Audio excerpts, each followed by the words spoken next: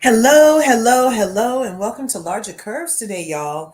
I hope you smash that like button and smash the subscribe button on your way in. Make sure you ring the bell so you can get notified next time I pop on live, just like now, just like today. Okay? Now, as you can see, today's topic is mean versus nice for the Real Housewives of Potomac recap today. Okay? And I'm calling it mean versus nice because on the mean side, I put Giselle and NECA. Yep, I put them together. And on the nice side, I put Wendy and Karen. Yup, I put it together. And now we're going to talk about why. Okay? So, but you know what I'm going to start with is a little backstory. Shout out to page 6. I don't own the rights to this, but let's listen to the story that NECA was trying to get people to believe when she first came in the season. Let's see. This is a page 6 story from December 11th, 2023.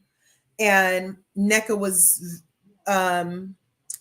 getting interviewed by page 6. So let's put that up here.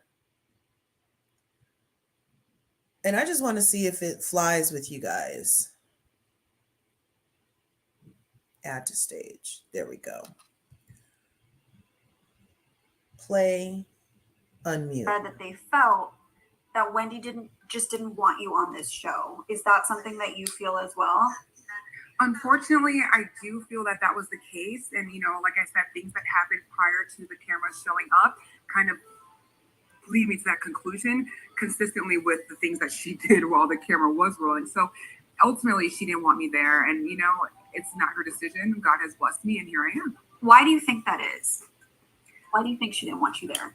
I don't know, because she didn't really give me a chance, because I'm actually a very supportive, loving, and fun person. So whatever insecurity she may have had probably would not have been true, because I think that she and I would have been stronger together as two Nigerians on Bravo. We could have been a great duo. Maybe I could have even helped her mend a relationship with some of the other girls that are fractured, and maybe she could have helped me with something as well. I think that she probably didn't think that through well enough, because we could have been a really great pair to show our culture and just, have a good time.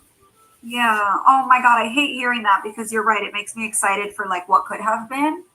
But I guess my question is like, in your opinion, do you think there's hope for that to still happen? You guys have seen so far kind of how I felt about everything that happened and how I interacted with her and other women in the group. And I think you'll see as the season goes on, at some point, there is a time where we have to just move on.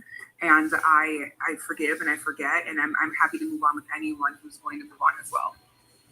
Okay, so you're saying there's a chance. You mentioned a lot of the things that happened prior to the show. So basically all these phone calls that you were talking about on the show, all this happened before filming, correct? Okay, so there were 3 phone calls, right?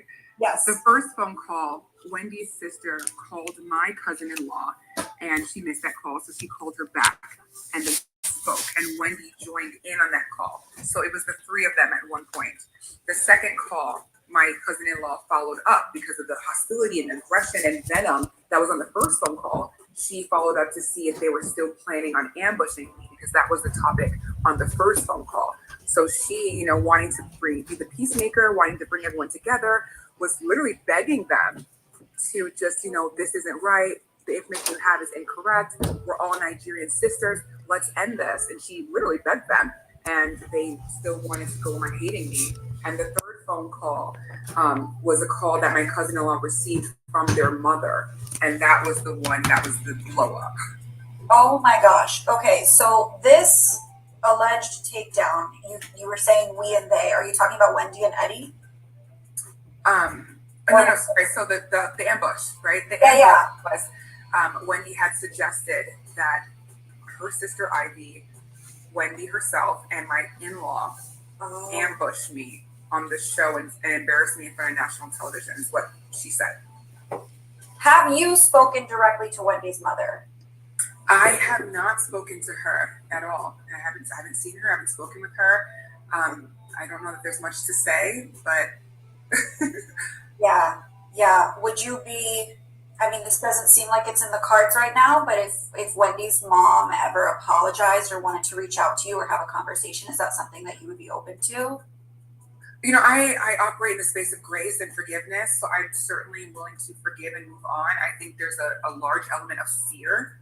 You know, I was literally terrified when I received that phone call of what was done to my name, you know, and what was done and expected of, you know, submitting someone's name to a shrine is for death and destruction. So to learn that that was, they thought this scenario was serious enough to do that, I am afraid. So I don't know if I'm ready for a face-to-face or in-person conversation with her. But if she apologizes, I mean, I've already moved on. I've already moved on, and I'm just continuing to keep on trucking.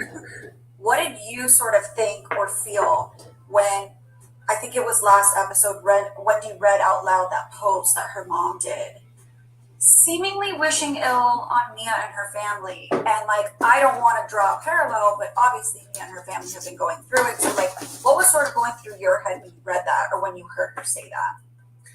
I mean, if you'll notice, I didn't say anything when we're sitting there. I just let the two parties involved hash that out. I mean, I think I just thought that it was a lot. It was a lot, and it was unprovoked. I don't think it was necessary. But that just seems to be the way that her mother handles things, and she's allowed to do whatever she wants to do within the confines of the law. And it, to me, was just a lot. Okay, you guys, I wanted us to play that first because you know what? I'm calling BS. Did you just listen to that interview? Of course you did. So let's dissect it. In this interview, she's talking about an ambush. How are we to episode, what was it, 13 of 14? And we're just now hearing about a plot that Wendy allegedly had to ambush NECA. Did anybody else hear about that?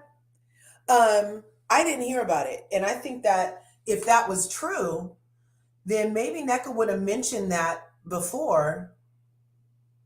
And she didn't. And I just feel like NECA came in way too hot. And she's coming off super mean girl. And because of that, now she's back pedaling and pussy popping because she came in so hot, people started judging her.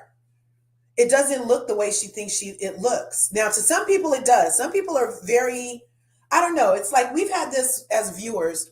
I feel like we've had a relationship with Wendy for some time. I don't feel like, in my opinion, that Wendy has been proven a liar on many occasions. Not as much as Karen, not as much as Giselle. They all embellish over there. Ask Robin about her hats. But Wendy's not a full-on liar, in my opinion. Somebody might in the chat put, oh, well, she lied about Levy, not knowing Levy. That was a diss. That was like a Mariah Carey, who's J-Lo? Diss when Wendy was asked after all of the kerfuffle about Levy, and she's like, I don't know Levy, because the kerfuffle, Levy was deep in that kerfuffle. And obviously Wendy thought that her and Levy were in a different place. But I've done a video before also, you guys, that Wendy posted video receipts of the things that Levy was doing pre-season towards her, in trying to get NECA and Wendy together. And Levy was the intermediary as the person who has been on the show, as we all saw it. This is my sister Levy at the one of Wendy's events, right? So in the role of sister, I'm doing air quotes you guys can't see. In the role of sister, Levy is trying to have her sister Wendy co-sign for NECA. And in the exchange of texts that Levy and Wendy had, Wendy wanted no parts of it, you guys. Wendy wanted zero parts of onboarding NECA and said as much in the text and asked to leave her name out of it and leave her out of it. Then Levy was trying to get back in by saying, oh, can you call your plastic surgeon? I want to see if he can give me, basically she was trying to use Wendy's name for a deal on plastic surgery. And Wendy wasn't playing with that either. And then the next text was that Levy was like, oh, my BBL went great. And I used your name. So Wendy was upset that Levy used her name after she told her, leave me out of it and don't use my name at the doctor. I feel like for people to drive this narrative that Wendy didn't want NECA on, she wanted to be the only Nigerian on the show. Oh, really? So that's why all the Nigerian events Wendy has, there's a room full of Nigerians getting camera time. Really? But Wendy wants to be the only Nigerian on the show. Y'all hear yourself, right? She has huge Nigerian events and has heck of Nigerians on camera time, but she wants to be the only one. That's not intellectually honest, in my opinion. Because in fact, there have been other Nigerians on in the space that Wendy shares, and she brought them on there because of her. So I don't think that narrative is true, and I feel like it's some very crabs in a barrel type statement to imply that Wendy was so insecure in her Nigerianness that there wasn't another one that was going to come on. I think she just really didn't want to be part of co-signing on NECA, period. Has Wendy brought any friends on the show? I don't really think so. And maybe she's noticed how when you do bring a friend on the show, they end up turning against you. Or how when you do bring a friend on, yeah, that's pretty much what happens. Look at Mia and her little friend Jackie last time, remember? She brought that girl on the show and they couldn't be friends no more. And so I feel like NECA was hoping that Wendy would have, without reluctance, embraced her and brought her on the show. And when that didn't happen, then NECA decided to get her feelings all butthurt that her mom said that she was going to be praying for her or something like that. I'm not really even sure of the context. The interview we just saw also said that NECA wanted to mention there was this ambush on her. Why would Wendy need to ambush NECA and embarrass her when what really happened is NECA came on and embarrassed Wendy? So even if that was Wendy's intention, Wendy did not act on said intention. She didn't act on it. NECA, on the other hand, has acted on her ill intentions towards Wendy. And I'm willing to even lend that maybe she was trying to get Wendy before Wendy could get her. Because in her mind, Wendy was supposed to be ambushing her or something like that. So that's why, as a fellow Nigerian, Wendy would have not had the first conversation with NECA when she got on the scene. NECA instead, who has watched the show, went to all of Wendy's enemies with harmful information to speak ill of her elder, who is Wendy's mother, and say that she's a voodoo witch on national TV to Wendy's enemies. Was that nice? No. But it does seem that if you thought you were going to get ambushed with bad information, that you would sit down with people who are known enemies to your Nigerian sister and sit there and spew this malarkey about a prayer, a shrine, and a candle to her known enemies. So, in my humble opinion, NECA's on one, you guys. NECA came in hot. NECA felt entitled to be introduced to this group by Wendy. Wendy was not playing with her or Lebby. She had to find another into the group. And actually, she still kind of used Wendy's name because everything has been about Wendy. Her entire storyline so far is about why Wendy doesn't like her, why Wendy doesn't want to forgive her for coming in hot and calling her mom a voodoo witch, why Wendy doesn't want to forgive her for calling her a bitch, why Wendy doesn't want to forgive her for this whole Facebook fiasco thing with the husbands. Look, NECA spent 10 episodes poking Wendy, you guys. 10 episodes. Now, whether she was poking Wendy directly or using her known enemies to poke her Nigerian sister, I call bullshit on NECA pretending that, oh, we could have been great together. We could have this, we could have that. If that was your intention, NECA, then it would have been really nice to see that play out. But no, NECA, your only intention was to get on the show. And when the person you wanted to help you get on the show didn't help you, you and your petty self decided to besmirch the good name of Wendy Osefa's mama on national television as a fellow Nigerian. In our first encounter with NECA the mean girl, NECA's a mean girl. She be pretending to be nice, but she's manipulative, you guys. She's manipulative, in my opinion, because if you're nice, you're just nice. You don't have to pretend to be nice. You're just going to be nice. We haven't seen nice from NECA. We've seen try hard from NECA. Look, she met these ladies 5 minutes ago.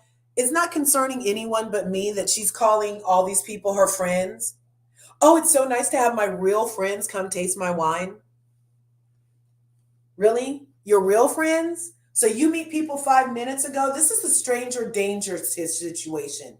Anybody with kids, please let them know. Everybody that smiles at you ain't your friend.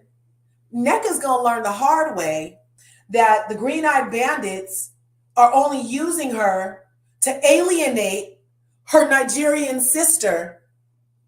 That's all NECA's being used for. And as soon as the green-eyed bandits get finished using people, they turn around and attack their ankles. She's been watching the show. She should have paid better attention because she has long-ass ankles and long-ass fingers, you guys.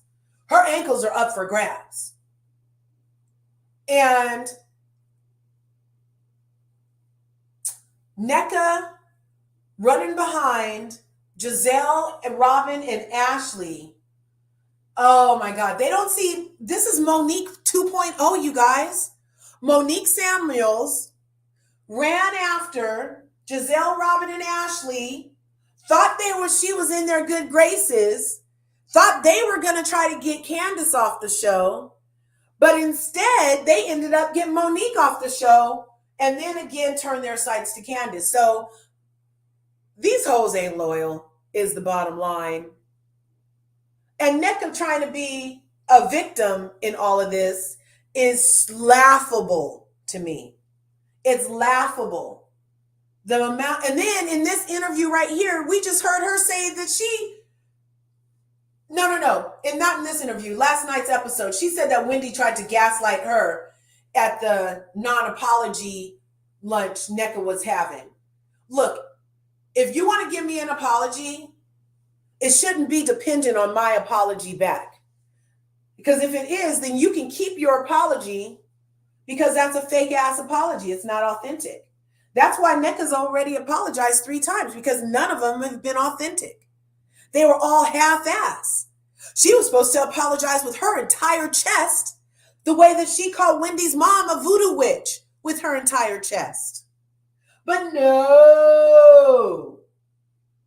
She called her the voodoo witch so everybody could hear. And now she's like, well, I think we really got off on the wrong foot and started wrong. Bitch, you got off on the wrong foot. You, NECA, have to take complete responsibility for your long fingers and realize that you came in too hot? Do you walk into all the palaces and start talking to the peasants? Because somebody reminded me in a live earlier that, oh, NECA's royalty. No, she not. No, she is not. You know how I know? Because queens don't come off the throne to talk to peasants. Didn't we just go through this last week when Nicki Minaj and Meg the Stallion and all them were arguing with randos in the freaking chat?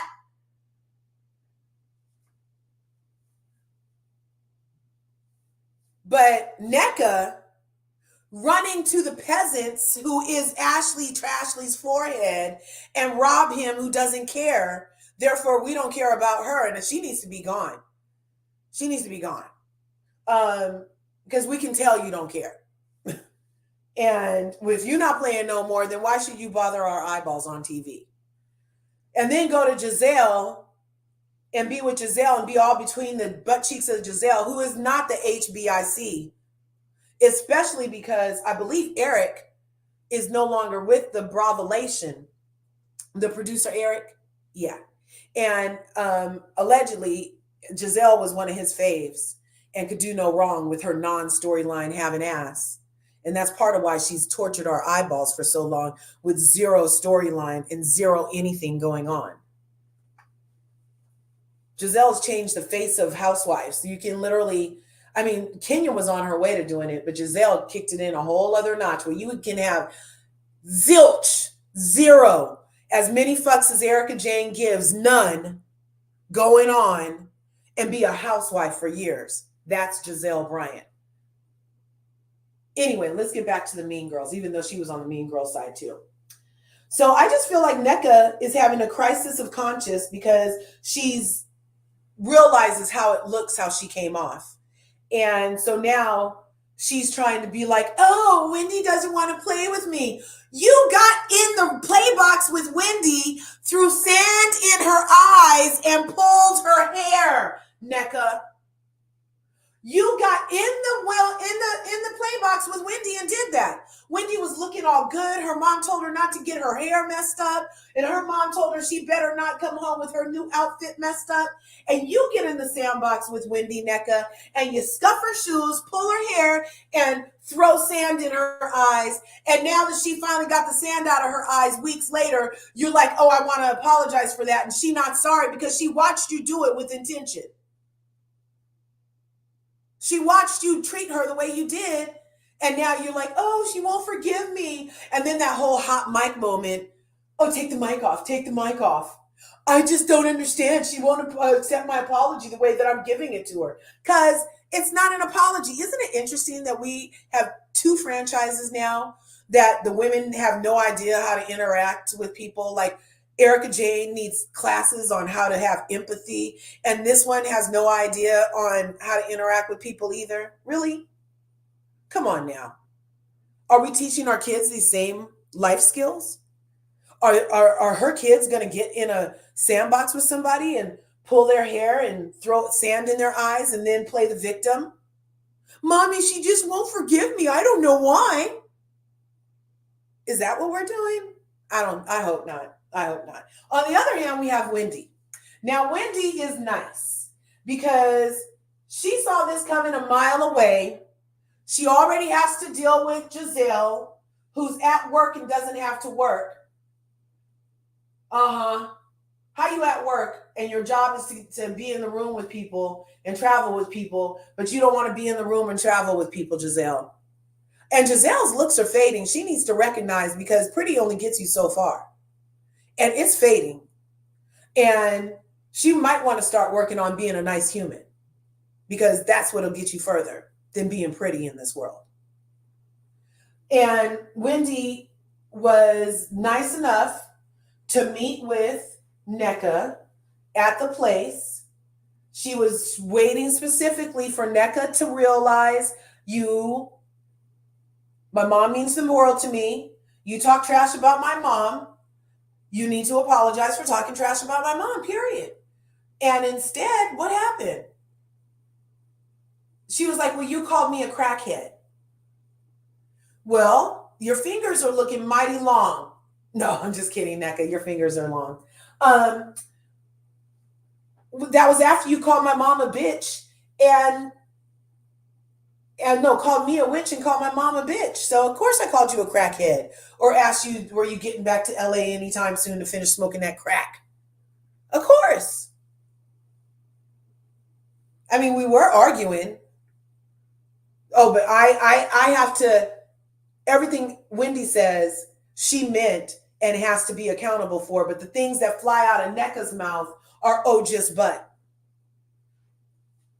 NECA got problems, you guys. And then she said to the person in that, when she sat down with Ashley that time, she said, oh, she has a PhD. And she said, oh, one of those.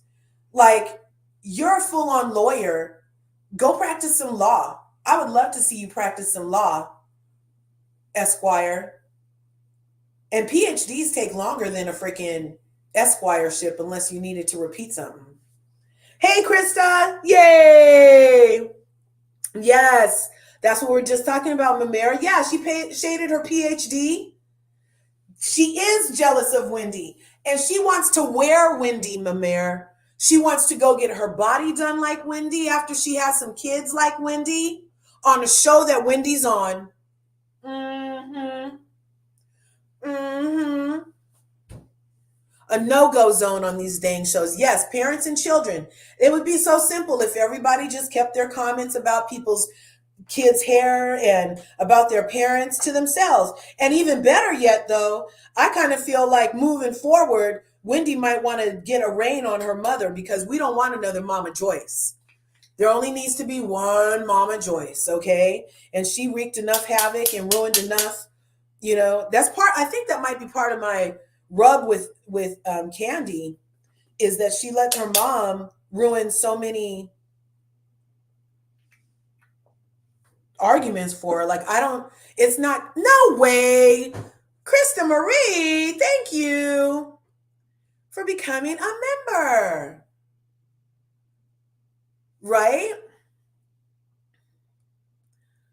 Oh, right on. Thanks for becoming a member, my friend. So yeah, so we were just listening to this interview NECA did back in December, Krista, where she claims that Wendy was plotting on her to ambush her and embarrass her on TV. So my theory is that NECA, thinking that's what Wendy was supposed to do, decided to come on first.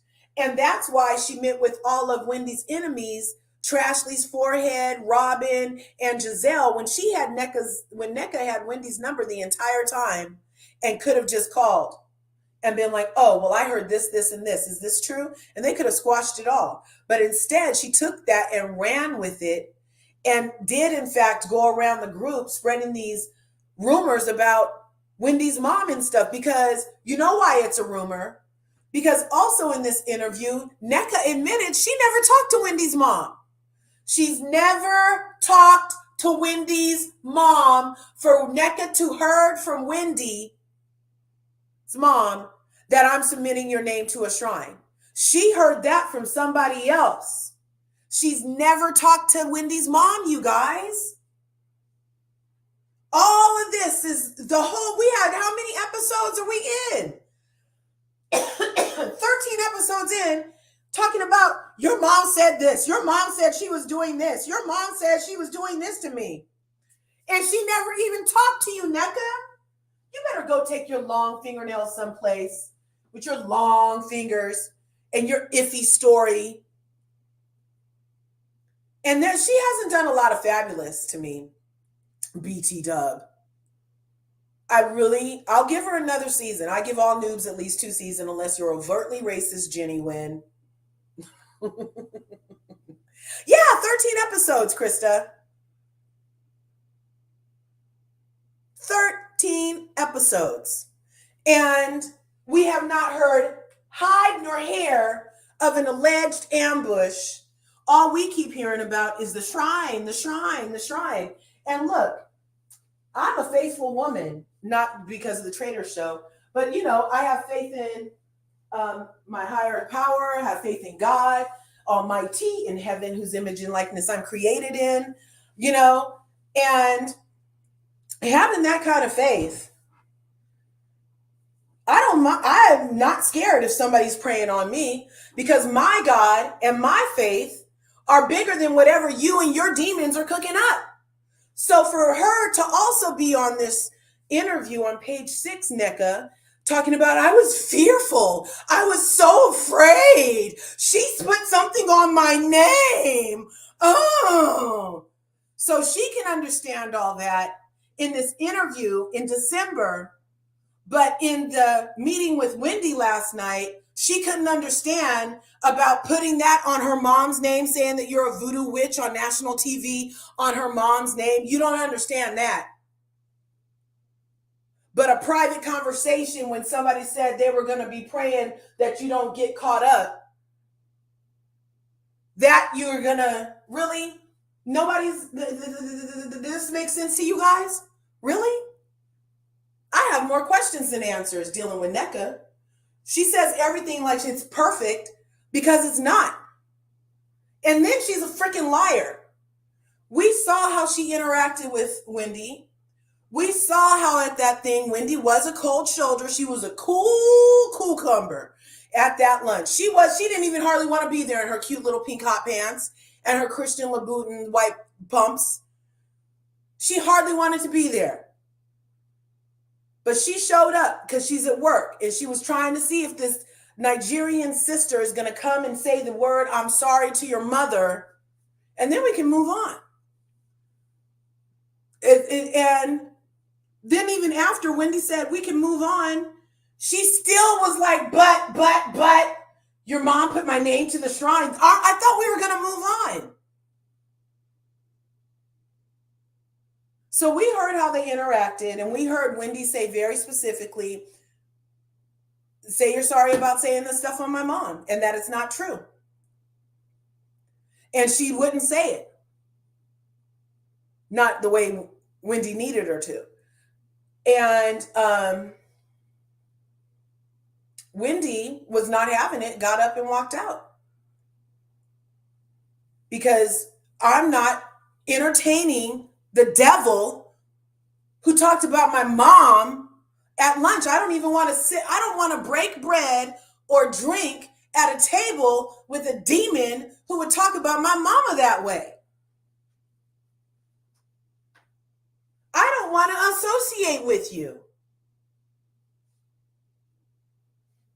I'm that faithful to my mom that I don't want to associate with you if you're going to get on national TV and call my mom a voodoo priestess and not apologize for it. 13 episodes ago. So you've had 13 episodes to consider what I'm saying to you and why it's so important to me for you to do this. But the only thing is that my mom is praying in private on your name. We don't even know what my mom is allegedly saying on your name in private. But in public, what you said on my mom's name is that she's a voodoo priestess.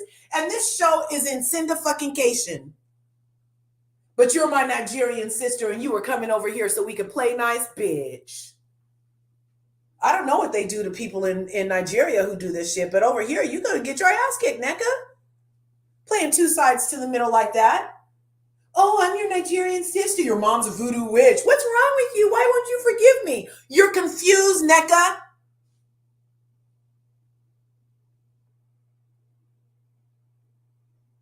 I don't understand. And then the other part of the mean part of this episode, because it was a mean versus nice Real Housewives of Potomac. So the other mean thing is Giselle and her good, salty, thick-ankled ass. Now, I know when Karen is the most senior person on that freaking thing. And for Rob him to get up there and be like, oh, Karen, I'm going to make you share a room when everybody knows Karen doesn't want to share. Why should she share? She's a senior. Let her have her little freaking thing. She just turned 60. Sure, it's Ashley's birthday, but you know, she likes sleeping around. Karen doesn't. Let Karen have her own room. And then the way she said the reason she did it was because you've never done that. And then to start with her. And then how she gave Ashley, Giselle, and NECA all the great rooms. When Wendy was the noob on the trip, you guys didn't give her the best room. When did that become a new rule that you're giving the noobs the best rooms all of a sudden, unless it's to rub it in the face of everybody else who's ever been a noob on the show and all you did was haze and terrify them? So that was another slight at Wendy. You guys saw that, right? Oh, NECA, since you're new to the group, you get your own room.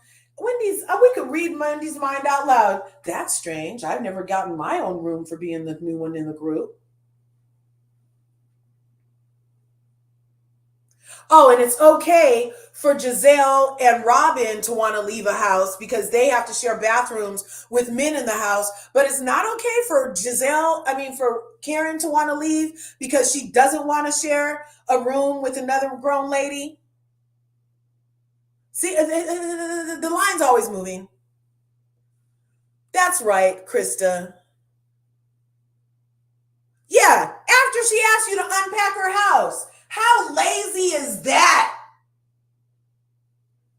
Oh, you're going to open my wedding presents. We've been married for 2 years, and me and my long fingers haven't had time to get to it. So we're going to have you open these presents. She was just showing off again. That was a way of bragging without saying a word. You let some bitches you just met come over and let them open your wedding presents so you could see what your other friends got you. That was a flex. An unpacking party. It was a tacky flex. She probably wanted to have a pajama party, but somebody on production was like, oh, it's already been done across all the franchises. Let's call it an unpacking party instead. Pretty sure that's what happened. Unpacking party. Wedding presents from years ago. I can't. Then when Giselle gets a chance, and this is probably exactly how the conversation with Monique went down, you guys. Okay, I'm going to take you guys on a time warp. Remember when Monique Samuels was on the show and the women went to Andy Cohen's baby shower, and after the baby shower, they said they met up, and Giselle, Robin, Candace, and somebody else met up and we're talking about the Monique situation. Last night, when they went to sit in Giselle's room and Giselle started plotting on what she was about to do to Karen by naming a new grand dame with a sash and a tiara and everything that she had brought, that scene right there made me remember what possibly happened when they got together and were plotting on Monique. Probably started off just like that. And then Giselle probably said something, and who's going to say the baby doesn't look like him? Or who's going to question the baby's paternity? And now we see exactly how these things happen. Those bitches had an offsite meeting without the other housewives to name a new grand dame on a show where she has a whole line of business now called grand dame, and you're just going to come and name another one because you're such a mean bitch. Because you're such a mean bitch. You're going to come name a new one on a trip because you didn't like that you can't live in Potomac, Giselle. That's what this is really all about. Because you are only ever going to be allowed to name grand dames of a place you'll never be able to afford a house in, Giselle, by yourself. Or else you would have already had it there with your 2 houses put together. And that Franken house is really ugly, you guys. That Franken house is as ugly as her fashions. That dress she had on when she was crowning NECA, the new grand dame, that was a gross dress. Where did she get that dress barn? I thought they burnt all those down. She thinks she's the hottest thing walking, and she's not. And she does everything to slight other people on stuff that she herself can't even have. At least Karen has a house in a zip code of Potomac, whether it's rented or not. So why are you so pressed, Giselle? Why did it rub you so the wrong way that Karen would have said to NECA, oh, you're in North Potomac? Why did that? Because you're not in North Potomac, Giselle's neck? Is that why? I think it might be. I think you're just trying to start trouble because you can, and because you're really mad that you're not the one in Potomac. Somebody needs to make Giselle the grand dame of nowhere. How about that? Or what city is she in? It's DMV. DMV. What is it called? The DMV area? District of Columbia, Maryland, and Virginia area. Potomac, Washington. Potomac, Maryland. And that's a pretty big place. But Giselle's not living there. Robin's not living there. They've been on the show 7 years. The only thing they can do in the zip code of Potomac is drive through and stalk Karen, you guys. That's the only thing they can do. But they're up here trying to make Karen feel bad by just giving out her title that now it has come to be her entire brand. And I was never one to call Grand Dame. I was calling her Grand Dome. But she's earned it and she's kept it and she has products under it now. So I'm even willing to let Karen be the Grand Dame of whatever she's doing. I used to call her the Grand Dome though, for real, because especially during her lying phase, when she was just opening her mouth and lies was flying out everywhere, I could not stand her. I was just like, oh my God. But now Karen is entertaining. I like her stepping into herself, and she's quite entertaining the less lies she tells. So all of this is Giselle just being petty and jealous that she doesn't have a husband, that she doesn't have a house, that it's not in Potomac. So she's going to try to make somebody else feel as bad as her by naming someone else a new Grand Dame and then say, oh, I gave her the title, I could take it back. You're right, you can. But it shows what a petty cow you are, Giselle. Yeah, it shows it. It shows it. And you come off real petty, and all those light skins standing around laughing with you, laughing with you at Karen. I was totally Team Candace again when she walked away and was like, I'm not having no parts of this. That is just freaking tacky on tack. I mean, they have zero class on this show. And why are they in the Dominican Republic anyway? I thought Robin was selling hats. Is there like a bill factory in Dominican Republic? What are they even there for? I am lost. But all of that, just trying to do things to make the ladies feel bad, that's not what these franchises are supposed to be. They used to go out, have a good time. They used to have fun. They used to have fashions. They would have some good shade. They would have a nice kiki. Leave it to Giselle and Robin and Ashley, though. This is all just toxic, negative mess. And this new NECA girl is fitting right in with them. Right in with them on their messy mess. She thinks she's doing something. She's not doing nothing. She might be a one-hit wonder if she keeps it up. You can't be the villain and the victim. You came in hot. You went to her enemies. You had her number. You called her mom a witch. You didn't apologize to her and her mother directly. You keep skirting around the issue. You're not sorry unless she's sorry too. No, I'm not forgiving you, NECA, or your fingers. And Wendy doesn't have to either. That's my opinion. And Karen was a boss for laughing it off that they were making her another Grand Dame. Okay? I like that Karen was able to hee it away. Karen is of an age where I bet that stuff, even if she was bothered by it, she wouldn't let them see her sweat. That's what we all need. We need to get to that kind of status where they're not seeing us sweat, where we're not being Fannie Mae Willis, telling everything, and the damn prosecutor didn't even ask that question, and you're here spilling it. You need to have your composure. Don't let them see you sweat. No emotions. Remove emotion from it. You know what I'm saying? Let it just play out. Do what you need to do in private. To me, Nneka's wrong. She's going to stay wrong until she gets right. Wendy's mom is owed an apology because we did not see Wendy's mom call nobody to say any of the things that Nneka said.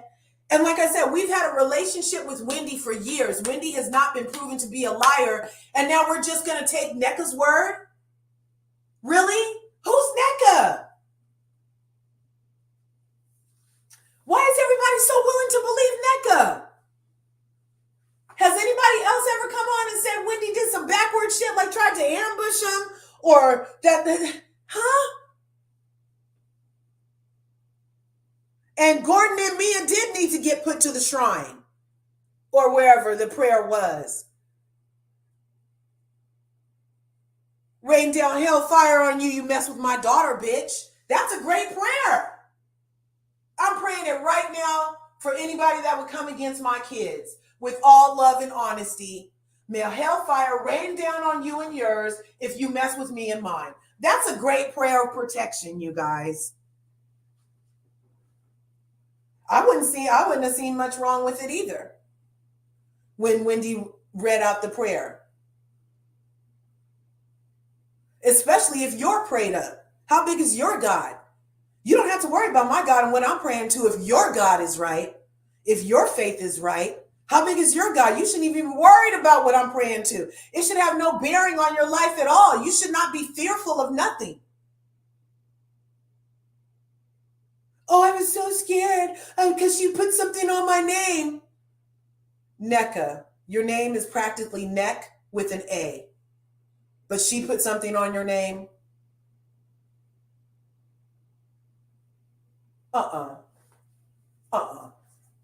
gonna drop the link real quick because there's lots of comments in here. We don't all have to agree. All POVs are welcome.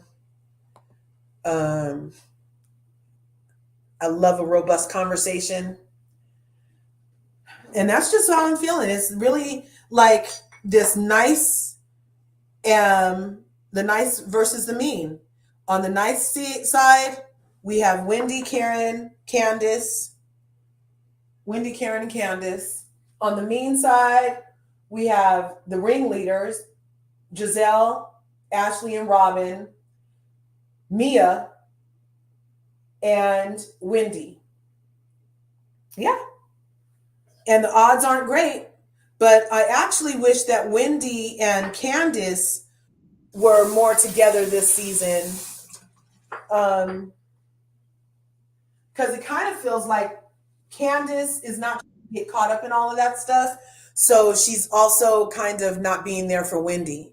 Oh, Ellie from Miami and Krista Marie are here. Thank you guys for coming through. Let me move this. I have to move my face. So there we go. How's everybody? Hey, Kurt. How's everything? What are your thoughts, ladies? Go ahead, Allie. You can go first. Well, why are we surprised that we're seeing this again on Potomac? This is their MO. You know, it's disappointing. I just want to remember, I was watching what was happening live. I think a few weeks ago when Nneka and Sweet Tea was on it. I saw that. And Yep. Nneka is still holding on to this narrative that, Wendy brother put her name in a shrine. And Andy was trying to help her. You know how when Andy asks you a question, he's trying to help you to dig yourself out of it and just say you're sorry. And she still didn't get it. Yep. She didn't get it, huh? No. Yeah, I think her feelings.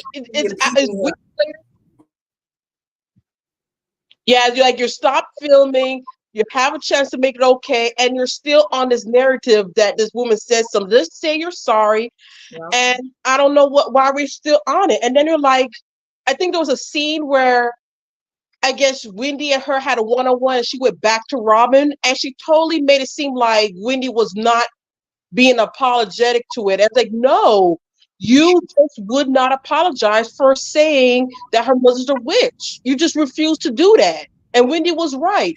You said her mother's a witch in her face, but yet you want to hold on this so-and-so said so-and-so said so-and-so hearsay.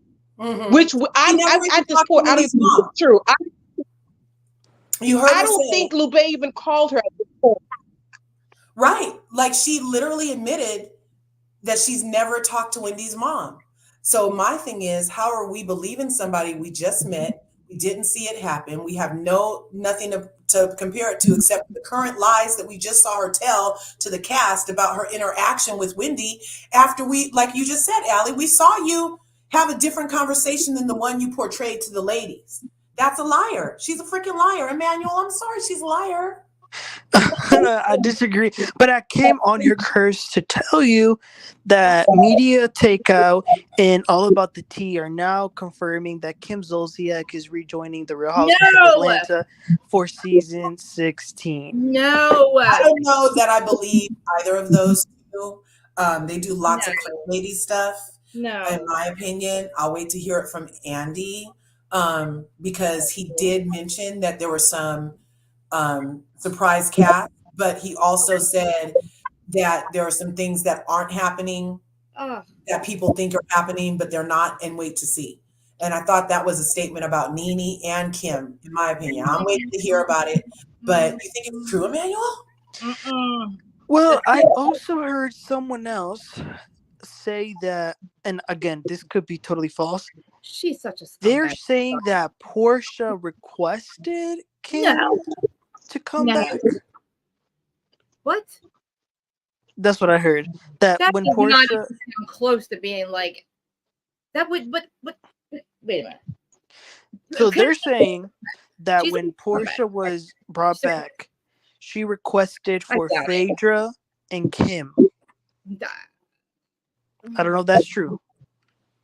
But that's what they're saying. I can see her requesting Phaedra because Phaedra and Portia have the same circle of friends to hang out with, but Kim is not hanging out with these girls at all. Kim's not hanging out with any of them. I doubt that. I don't believe it. I can't believe that Portia asked for Kim to hang out with them. Because also Portia was pro going to the people and telling them that they needed better work conditions, and they were all trying to band together during that thing. And when Kim left and said those people, remember that whole thing about those people in the bathroom, and you can't get another white lady to sit up here with you people. Remember that? Yeah, I remember that. Yeah, I don't think that Portia's checking for her, but then again, I didn't think Scandival was real. I know, right? I didn't think Ron was a piece of poop either. Who knew? Sebastian, you took a minute out of school, huh? Sebastian. No, I finished my classes. I caught up on a whole bunch of work that I did have to do, so I'm back. What were you guys talking about? I just clicked the stream. I watched the video or anything. Oh, right on. We were talking about, I have it titled The Mean versus Nice on Real Housewives of Potomac. On the mean side, I've placed NECA and Giselle. On the nice side, I've placed Wendy and Karen. And we're talking about it because people think I'm crazy and some people think I don't. Okay, I'm going to say this. Okay. NECA is playing the long game of this show, okay? NECA's playing the long game of this show, and she knows where to ally herself to be on this show for the next upcoming seasons.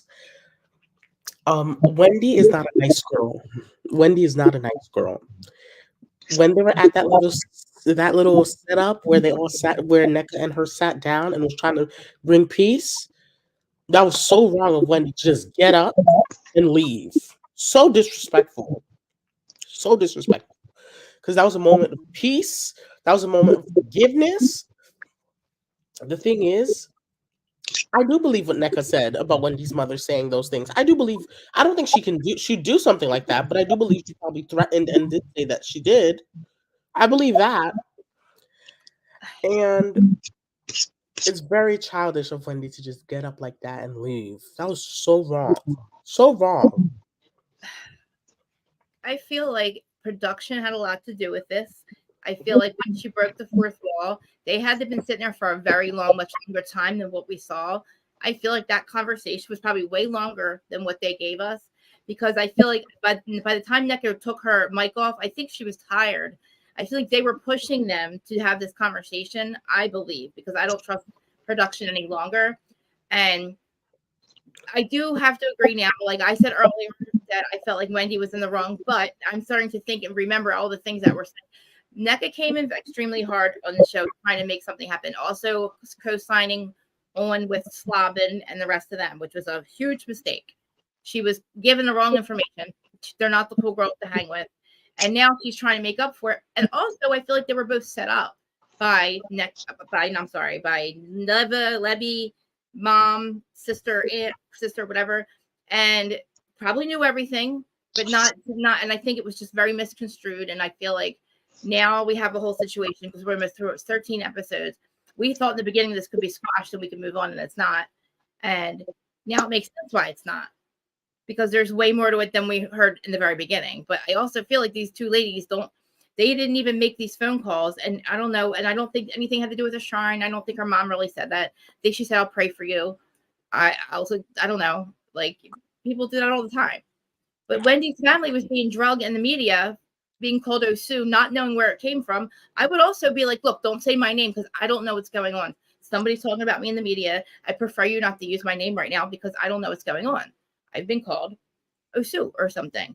So like I wouldn't be that is super logical. Yeah, like her mom has every right to be like, don't use our name right now. We don't know who's saying this stuff about us. It just I think it was a bit of a reach and far-fetched for Wendy to insinuate that NECA has brought things to her children for saying these rumors about Osu, because first of all, she never mentioned these rumors. Why isn't Wendy mad at Ashley? And this is not the first time we've heard this, you guys. We've heard about these Osu rumors since Wendy got on the show. So for her to try to spin this and put it on NECA is so disingenuous. And as NECA put it, she said, if you want to talk about children and affecting children, putting my name on the shrine could affect my lineage. So she's scared. She's scared, you guys. I don't think they brought up Osu. I think they brought it up, but I don't think that they were the ones who originally created it. But I think Trashley brought it to their attention. No. It came up when Wendy first came on this show. Right. And then there were situations about her and her in-laws, Eddie's family. Who brought it up, though? Who brought it up? Who re-brought it up was Ashley. That is so true. I love Ashley, but that's the truth. She did bring it back up. But it came on the show when Wendy first came on the show. I don't remember, but because she brought it up. She brought up why her husband's family don't like her. But that would just be a reason for. I'm just saying. I would use that just because that's out there.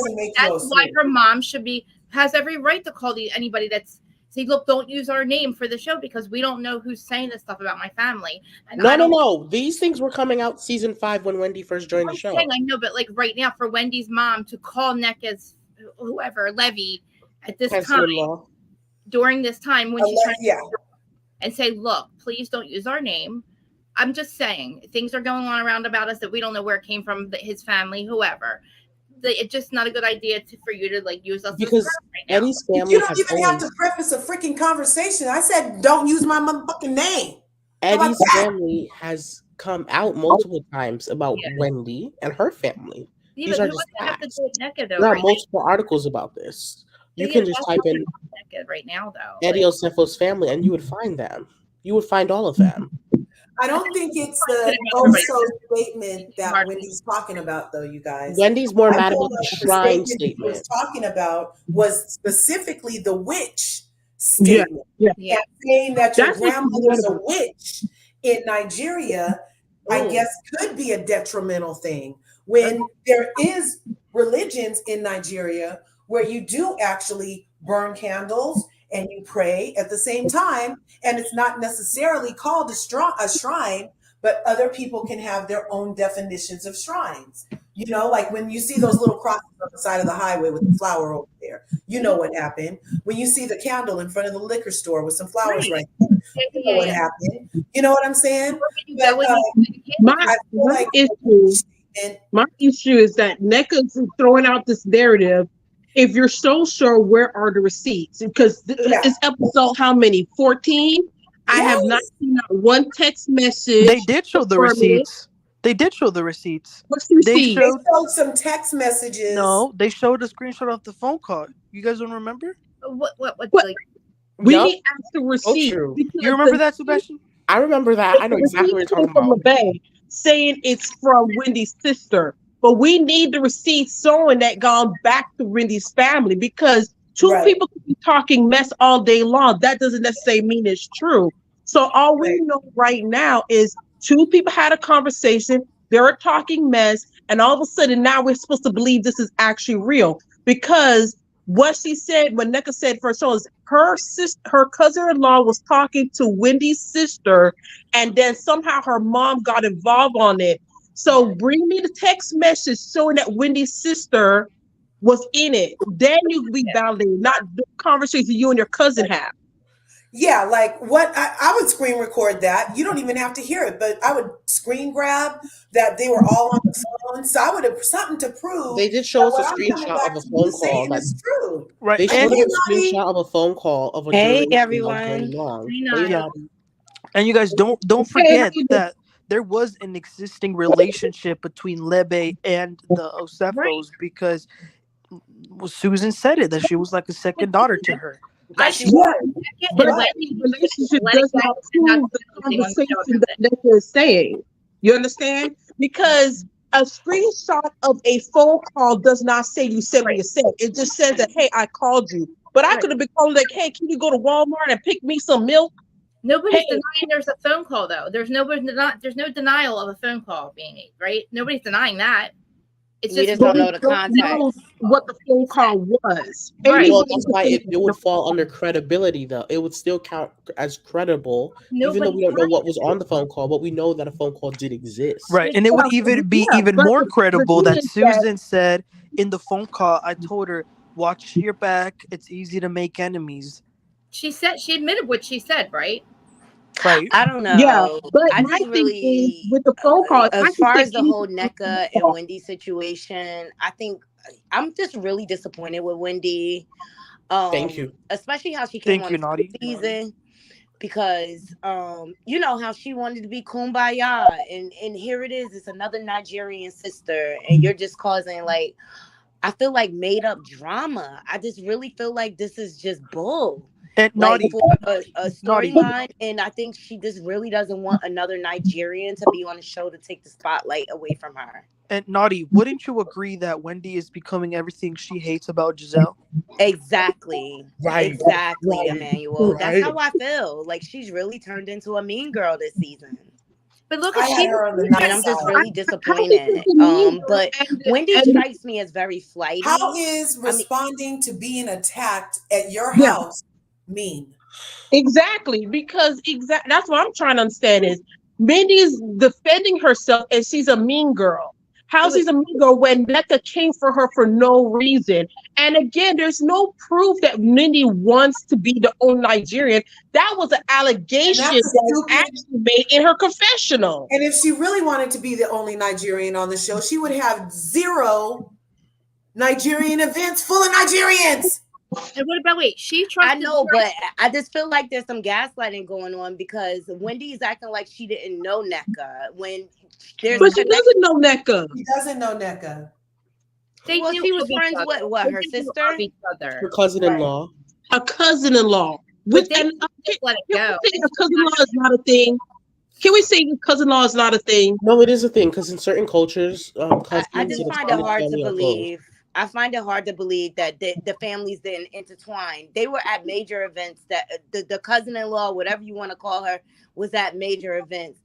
there had to be some knowledge of the families for them to be together like that. She lived in Nigerians are LA. very She wasn't even on their side of the thing. She was all the way in LA. The first text that Wendy got from the people was, "Oh, this girl from LA." Wendy came on That's and why did she not was want telling to her to go start. back to LA and smoke the crack. Wendy did not want any fights with Necka. Remember, Wendy was I trying don't to know. avoid that, I right? just feel like Wendy is portraying the very treatment that she didn't like from the Green Eye Bandits. She also tried to trust That's my Travis. feelings. Yep. And Monique loved her. I agree. You know why though? You guys are a little late. Thanks for coming through the larger curves. Make sure you smash the like button, smash the subscribe button. If you haven't already, go ahead and ring that bell. You guys, look at all the people in this house. Look, there's Krista Marie. That's whose side are you on. There's Allie from Miami. We got Naughty Love in the house. We got Sebastian Says in the house. And we have Manny's TV Talk all in the house. These are superstars in the making, you guys. I want you to go through. Somebody put their stuff in the thingamabob so people can smash their whats. Okay. In the meantime, We will all love each other. We all respect each yeah, other. we all love each other and we'll talk over each other and we still love each other. So whatever on there. So I appreciate all of you guys' opinion. And what I really, really, really want to know is survey says who liked Wendy before NECA came on the show? I did. I did. I did. I did. I loved Wendy. I defended her to the end last season That is so when true. they Women remember were that hard for her. when they threw that drink at her. I was cussing. I was Team Wendy all the way. So, like Can I Wendy just say said, just real quick, like Wendy said to NECA, what has Wendy done?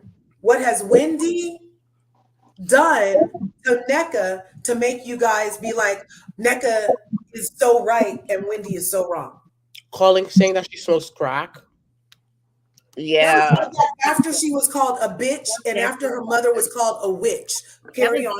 When they were on You know what, Curves? I'll tell you what really made me change my opinion about Wendy. The way she acted at that pickleball event. She was deflecting, she was projecting, she was gaslighting, she was getting up, trolling around, screaming, and then in the midst of chaos, she grabbed Mia, who she had just called slow the episode before. So I was like, wait a minute. This is not how a professional woman acts. So then my perspective started to change a little bit. And I was like, and then they showed that she indeed lied. And I was like, okay, I don't think this is who I thought this was. And when she lied about what? About not knowing Lebe. So, okay, that's fantastic. That's great. What about you, Sebastian? When did it turn?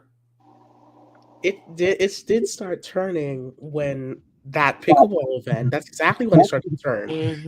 Because I don't know why. She called Mia almost any name in the book. Oh, the show is not made. No, the show that she's doing is not made for people who can't understand, and was trying to make insinuations at Mia and stuff. Called her slow at Ashley's party, housewarming party. Made all these things, and then when it came to confront NECA about the situation at the pickleball, she deflected the whole thing, manipulated the whole, gaslit the whole cast, and said, I want to make peace with Mia. Yeah, I thought that was pretty phony on her part. I mean, that's when it changed for me too, Curse, to be quite honest. And I feel like she's just trying to play it up way too much for the cameras, that it just comes across as very fake.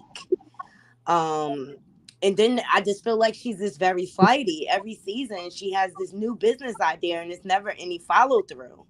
Mm-hmm. So what happened to now I'm just in question, like, who is Wendy? Like, because last season I was rooting for her. She was like so in the right when Robin was antagonizing her and things like that. And now I feel like she is using the same behavior against NECA. And then I don't like how she's trying to use Mia as a pawn.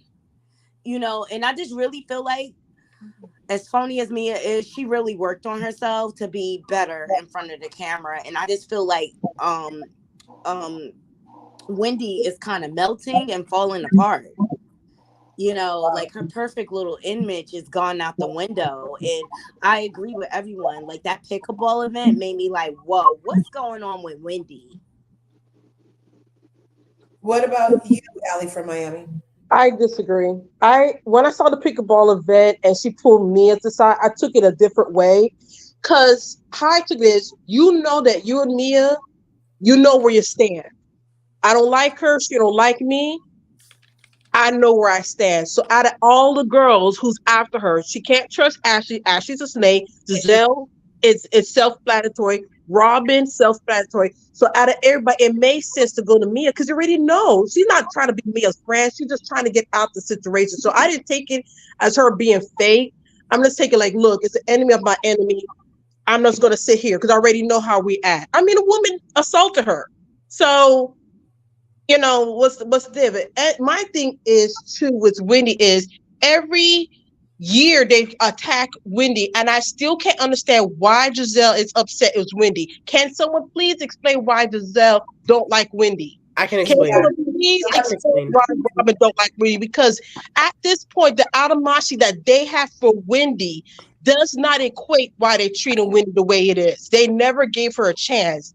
And now all of a sudden, like, oh, we like NECA, we like NECA. Well, you know what? That sounds like just like how they did Winnie season 5. Soon as they got rid of who they didn't want, right there they did Wendy. So okay, you could have NECA give her spotlight, make her feel good. They did that to Wendy in season 5 when didn't like Monique. So if they do get Wendy out, NECA, they're after you because they don't want you on the show either. They're just using you just like they use Wendy in season 5 to get someone they don't want on the show off.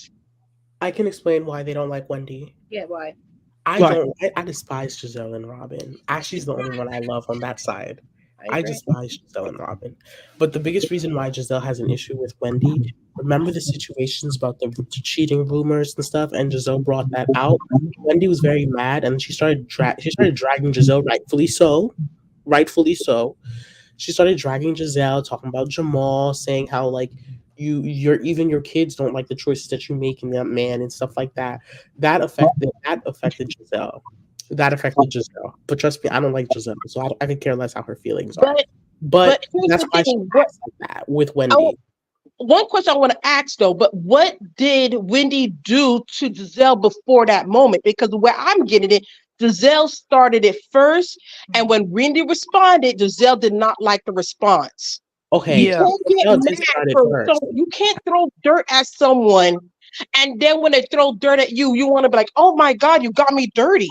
Agreed. That's why I do not support Giselle. That is exactly why I don't support Giselle. I don't like her. Right. But that's the reason why she has her animosity towards Wendy. That is her reason as to why she has her animosity towards Wendy. Yeah, because but my bigger question is, what was Giselle's problem with Wendy before that?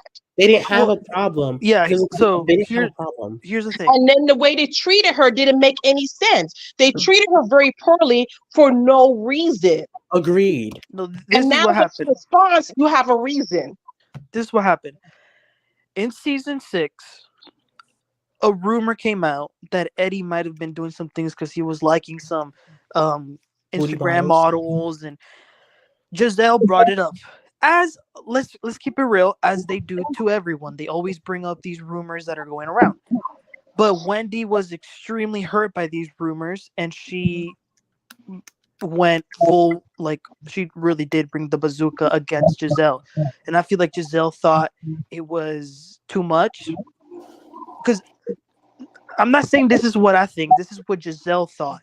She didn't think it was that big of a deal. She just wanted to bring it up so Wendy could, quote unquote, clarify it or put it to rest. But then Wendy started to go off, like Sebastian said, saying that your kids don't like the choices you make. God is making you pay for all the effed up S you've done. You got a tummy tuck, and that didn't keep Jamal, all this stuff. And I think that Giselle probably thought Wendy crossed the line. And that's why she doesn't want to. But again, I hear you. But again, you're justifying Giselle's behavior when she was in the wrong. No one's justifying her behavior. If you choose my marriage and my family, I thought she got off light with Giselle. I think she did Giselle light because it was me. If it was me, baby, I would have probably been in prison for assault because I was going to go on her. So she got off light with just a few words. Some people would throw hands, and I'm one of the ones that would throw some hands. So I still don't understand what the problem why Giselle No, doesn't like her. well, you asked what the problem was, and they're just telling you what the scenarios are that led up to the Right. breakdown of the But relationship. but But I but think hold on, I think what you're misunderstanding, nobody agrees with Giselle No, and what not at she all. does, because quite frankly, I feel like Giselle she could dish it out, but she cannot take it. And as soon as she can't take it back, she shuts down. Like, I'm not Yes. filming with this one. I'm not doing this with that one. So that's where I think you're missing the mark there. Just nobody really cares for Giselle like that on this panel. oh no, yeah, no one cares for the Giselle, and I get that. But my point is just clarifying what I'm trying to make a point. Does Zell have all this animosity for Wendy for no reason? When Wendy responded, then all of a sudden that's a more justified reason to not like Wendy. But you never gave Wendy a chance to even get to know her. Like in all these 4 years you've been on the show, you never had a one-on-one with Wendy. When have she ever had a one-on-one with Wendy? But they And you're were absolutely friendly. right. They were They friendly. definitely treated her unfair, and I am agreeing with that. I feel like they isolate people, and that's why I feel like the show is kind of going downhill, because they That playing these little games that behind the scene. Like, I don't that like her, so I'm not gonna film with her. that You're only making it look bad on the show. You're Yeah. only not that's making my good point. TV by That's acting that way. And I just think Giselle needs to go ultimately. It And all started with everybody Monique. needs to stand my point. together and really realize that she's nothing but a gaslighting maniac with no storyline, In versus and she Robin too. really doesn't add anything to the show but mess. All Mhm. she brings back and all she does is attacks people's relationships because she's jealous because she doesn't have one of her own to present Right. on the show. Hence the reason why she has a new boy toy every freaking season, and not even her kids respect her in her relationships. It's I agree, disgusting. Naughty. That's why I think that next season they should get rid of two women, Giselle and Wendy. Why not They, Robin? You oh think yeah, I mean, I no, don't really no. care about her, but I he's do not think deserved to be that there? Giselle is I what is ruining the show. I think you should get rid of Giselle, get rid of Wendy, bring in two ladies, and Yeah. let Karen and Candace, be like the main characters, and we could see I Mia and the would divorce and like stuff to like go that. though. I think Wendy should stay. I But say get rid of right. Robin and Giselle. yes. Like, I I'm think done with both of them. No, here's because the Robin is thing. actually fun when she's not with Giselle. Have y'all not noticed No, that? she does not Yeah, deserve to be here. absolutely, Sebastian. I have noticed She that. doesn't deserve to be here. Robin is fun without Giselle. Yeah. Yeah, she holds everything now. After this season, I don't think Robin Slavin deserves to be here. She's the one who started this with Necka to begin with, too. Going Yeah. to London Necka, putting things in her head. Can you hear me now? Yes. Yes. On our hill, die on our hill, like we're the cool girls. Curse. Okay. And now looking. In my opinion, I at this point, if I was going to pick someone not to be on the show, it has to be Robin. I could tolerate Wendy being back. I could even tolerate Giselle being back. But if you bring back Robin one more season, I am done. Yeah, Right? I would even mind bringing back NECA because I don't even see it for NECA. But to bring back Robin, that is a slap in the face. No, I think we have to get two. There can't just be one. No, that's my thing. Well, be it. Regardless of who you keep, Robin absolutely have to go. I don't care who you bring back. Robin cannot come back. That's what I'm saying. I She was can't horrible. watch this season. Well, Okay. you know what I'm sick of? The way Juan treats Robin Yeah. on On the TV. show. Yes. It's just very, It's like, to sir, me, it's verbally We were talking abusive. about I'm gonna that call it what earlier. it is. he didn't have a And job. I don't. Sir, Maybe you there have no is something job. behind the scenes that we don't see on TV. Yes. But the relationship does not equate to love to me. It No, equates to, He okay, we've known each other for a long time and we're comfortable. I have a did. fantastic theory. We Shuts were her down. talking about it earlier on Krista's channel. I mentioned, remember the time Robin said how she came to know Juan was he came to live at her house or something, and they were kind of brother and sister, and then they ended up having this relationship. Didn't that happen? Yeah. The case for them to have They started grew up in the same neighborhood. brother and sister. I think They should have just stayed best friends because that's what they've reverted to.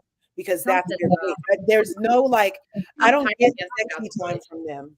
I get if they're doing any sex, to doesn't like her. literally just get off. It's like they're like, oh, I need to relieve some stress. Come here. She's You know, done- it's not because I want some money. I've been saying for the longest of time, they're nothing more than just co-parents. And if Robin was being authentic to reality, she could have said, look, this is my baby daddy. We're great co-parents. And maybe, you know, she dates someone else while Juan does his own thing. But the fact that you're trying to pretend that you guys are in this relationship, no, that's not going to happen. And again, you know, you lost that NBA money. I will feel some kind of way. There's no way I could be with you if you lost my millions of dollars. And if you're not going to play I nice just really show, feel you have like no that they choice. are in a loveless relationship, right. For real. and Robin is emotionally deprived in the relationship. He does not care about Yes. her needs, her wants. Nope. Juan is very selfish if you look Yes. at the way he moves. We didn't But even Besides she's know. the one who lost kids, his money, though. Yeah, but guess what? No. I know, but Then and that's leave just her. the reason. Then leave Like her. that's Then why leave her. exes are exes for a Don't make reason. a You fool out don't of double back, right? Don't make a fool out of her. He made a And fool out unless of her. you guys really like went through therapy to resolve the issues, No, they I didn't just because it's not I my don't house. see it working out a second time. You understand? Like, do you doesn't see how dismissive he is of her feelings and her emotions? Yes, She yes. can't even go to him. I Nope. couldn't imagine being in a relationship No. like that. That's They're why not in a relationship. They're she not. loves it.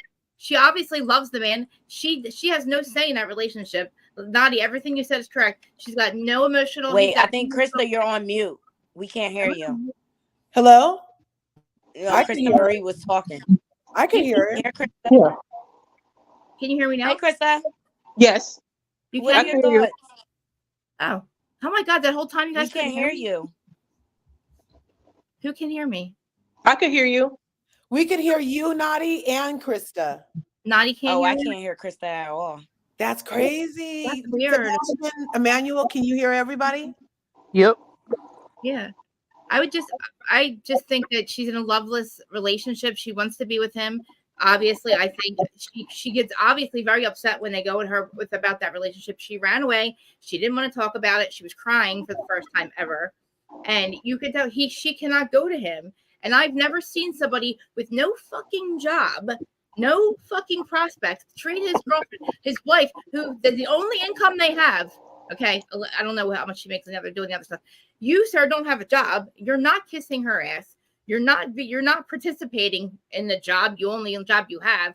It's a shame because she's going to lose her job and they're going to have nothing because he can't get a fucking job. So like he couldn't even play nice enough to make it so she could stay on the show and act like he cares about this relationship. Act like he cares that they're calling her out. Act like he cares to how it looks on his wife in public. He's making a fucking fool out of her. And it's a shame because not even having a job makes him give a shit enough about her to act nice and play nice in front of the camera. Think about it. He can't even do it for the cameras, for the money.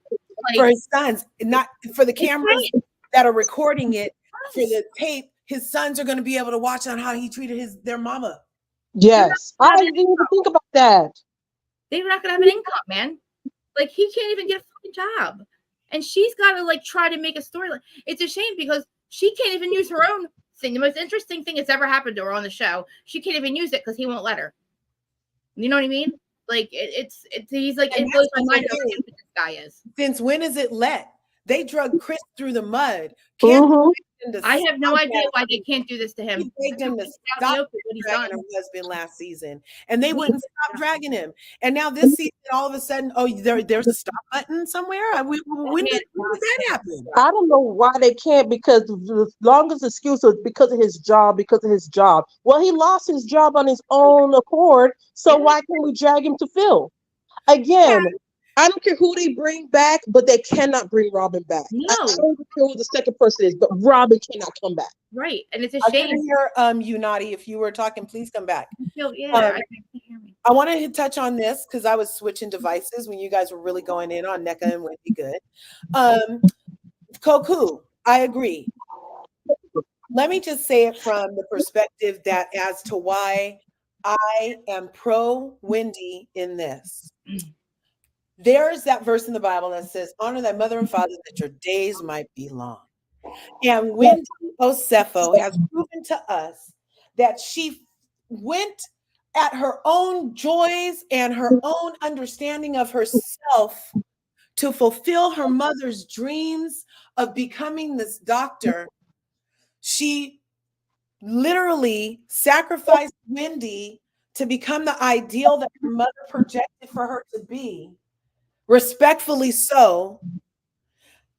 First season on the thing, she told us, she's like, Mom, I'm gonna have to try to do me now. Remember, they was in that field, and she was like, Mom, I need to find some things out.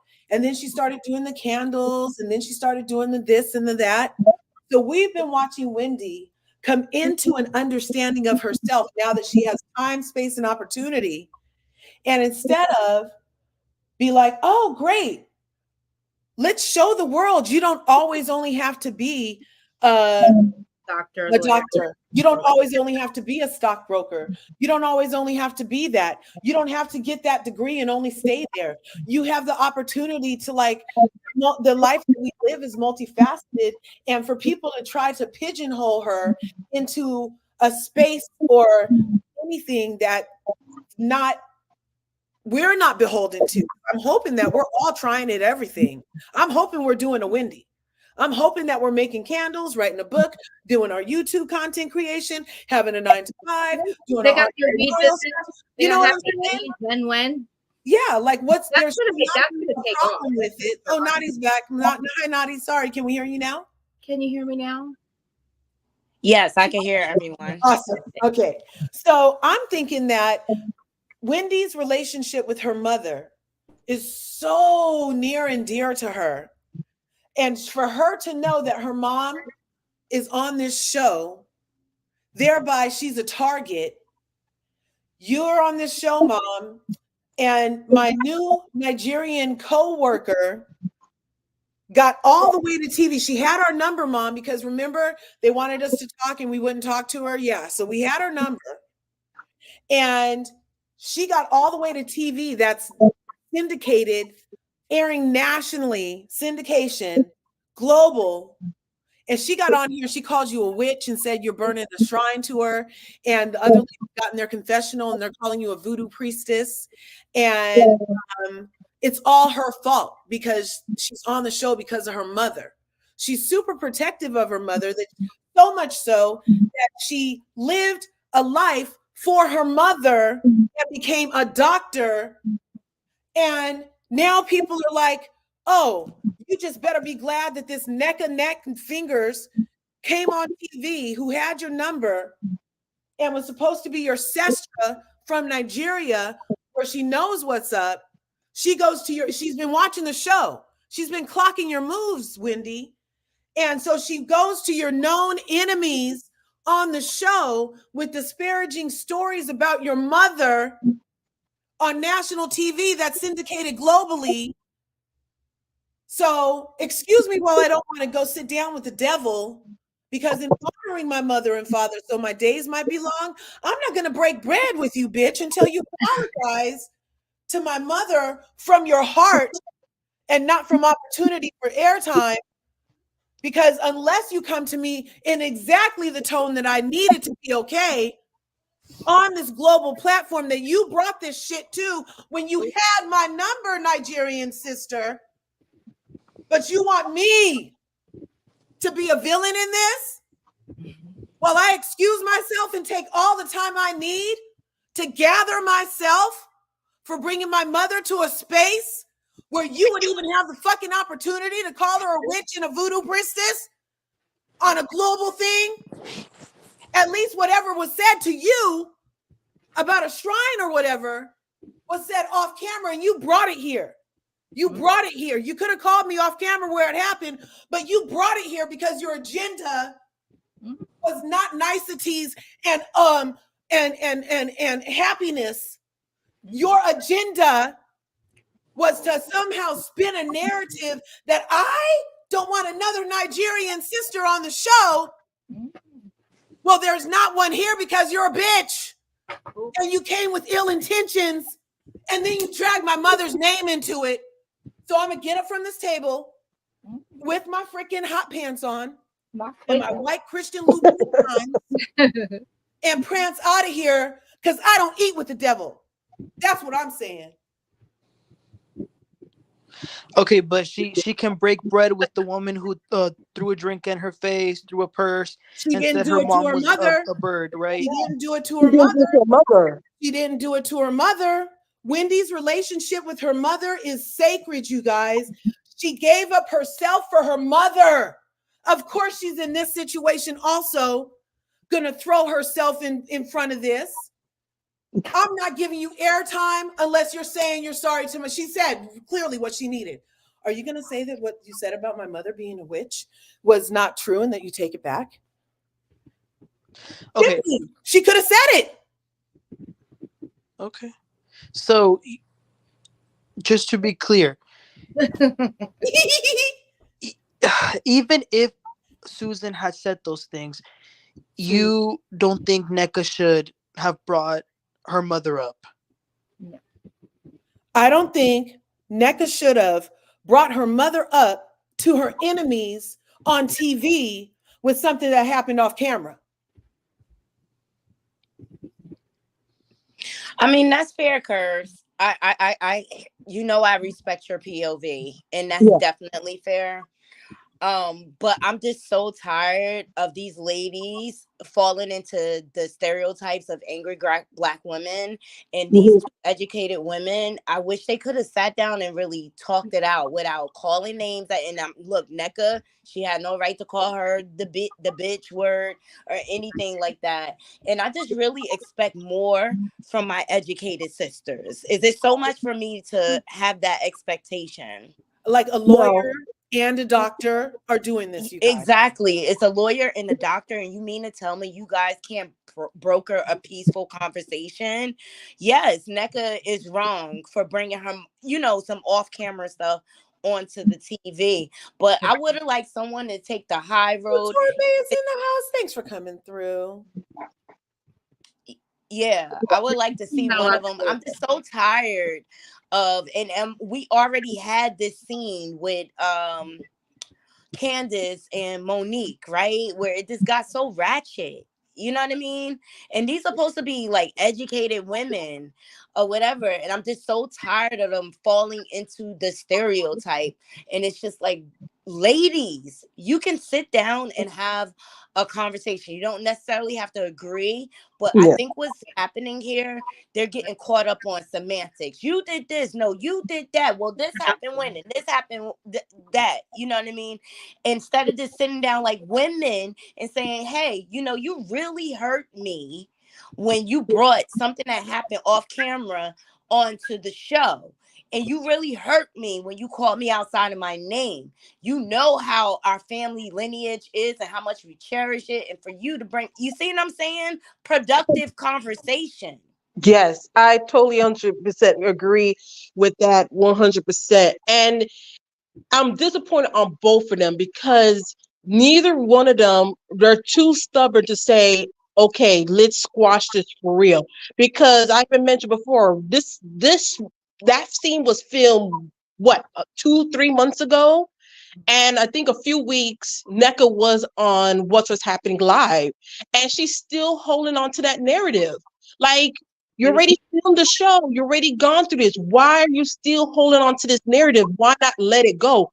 Neither of them are willing to letting it go, and it's a really bad look. It is the whole time saying, "Oh, I let it go. I don't hold on to anything." It's production. And you know, when Andy asks you a question, he's trying to save you because he's like, he lives on Twitter, so he knows what people are saying. He's like, look, I'm trying to save you. I'm trying to give you a lifeline here. Just say you're sorry. Just say you're sorry. And she refused to say she's sorry. And one thing I want to press on is when I feel like you're signing on for a reality show, and I mentioned this before, it's one when you are signing reality and you getting that paycheck to be on a reality show. It's another when you decide to throw flames on a family member who's not even getting paid for the show. Why are you throwing flames on Wendy's mother? She's not a cast on the show. Right. You can't read Wendy, so you're going to go for her mother who can't read back at you? That is so weak. But the mothers need to stay out of it as well. Can you agree on that? Problem. They got I agree. Let Wendy handle her mother, right? No, But remember, Wendy's mother we don't have any proof that Wendy's mother did anything to NECA. We do have proof she said something to Mia, and people could feel any way they want. But what did Wendy's mother, that is tangible truth, that she did to NECA? I'm waiting. Oh, it doesn't exist as far as we know. It doesn't exist. And I'm a big component. Like, if there's no proof, what are we really arguing about? Didn't her mom Semantics. admit to it? Didn't her mom admit to making a phone call to somebody about this? She did, and but is that even? But was it too bad to say? I agree with making that phone call. If my family, if there's things that being said about my family, and I don't know where it's coming from, and then you're trying to get the show. Here's the thing: NECA apologized. She said, "I'm sorry for calling her a witch. I'm sorry for calling you a bitch. She has done all she can. It's now on Wendy. If she wants to move on, good. If she doesn't, then it is what it is." But I agree with what Naughty said. Next season, they got to have some major changes because it's not fun to watch. There's no resolution to it. Even in Beverly Hills, we saw Garcelle and Dorit kind of go at it, and they were able to have a conversation. Garcelle said, "I feel like you're a Karen because blah, blah, blah." And she gives examples and she really says how she feels. But here in Potomac, we have Giselle don't want to talk to Wendy. Wendy don't want to talk to NECA. Candace don't want to talk to Rob. And like, it's like a mess. You cannot. I feel like if you cut the snake's head off, if you guys cut the snake's head off, then it'll all turn around in Potomac, and the snake's head is Giselle. Yeah, if you guys, she's the one setting the tone over there, and just like they were saying when Nene was doing that kind of stuff on RHOP back in the day, when she didn't want to film with certain people and wouldn't get them camera time and all that stuff, you know. And the people didn't stand for it over there. I'm surprised this has been going on for like 5 seasons over here. It's crazy. I don't know how they expect Candace. I mean, I'm sorry, Candace to want to film with Trashley when Trashley's husband is suing her. I wouldn't want to be filming with somebody like that. This show can't go on like this. Like, that's too, like, anything she said could be held against her. You never know. Like, why would you want to film with somebody also who has Sesame Street walking through the house? First episode, second episode. You were inviting Sesame Street to an event where we're all supposed to be getting together and making up Trashley. You're still married to Michael. She's still suing Candace. Like, they have to force these women to hang out because it's gotten to be that toxic, just like some other shows. So when they do that, then they have to force them to play games. So then they get in arguments and fights. And it's like nobody don't really want to hang out anymore because production gets involved also and pushes the narrative. Because I when I saw NECA take her mic off and start talking to production, I was like right there. I'm like, they're pushing her to like chase after Wendy or to like make this right or to keep it going. Like, I agree, we're both like in the wrong for arguing, but I also feel like production's getting in their ears and saying, not Wendy's, basically NECA's, and she's trying to like listen to production, and she got sick of listening to them and said, I'm not going after her. I'm not take my mic off. Like, they feel like at that point, like, they broke the fourth wall, and it's like now you know what's happening. I don't know, my opinion. And I think to your point, I think what's happening here, and Candace called this out, they keep moving the goalposts for different characters. And that's why you have no resolve, but you also have no show. I don't find the show pleasurable to watch anymore. Yeah. Especially when you know that Giselle's also done some other things to Candace that I don't know if it's even going to make it to the show. But we know that whole thing. Like, you're trying to take down somebody's husband again, allegedly. Like, it's not even like Giselle has been doing the same play from season 1. She tried with Karen's marriage, then it was Monique's marriage, then it's Candace's marriage. You know what I mean?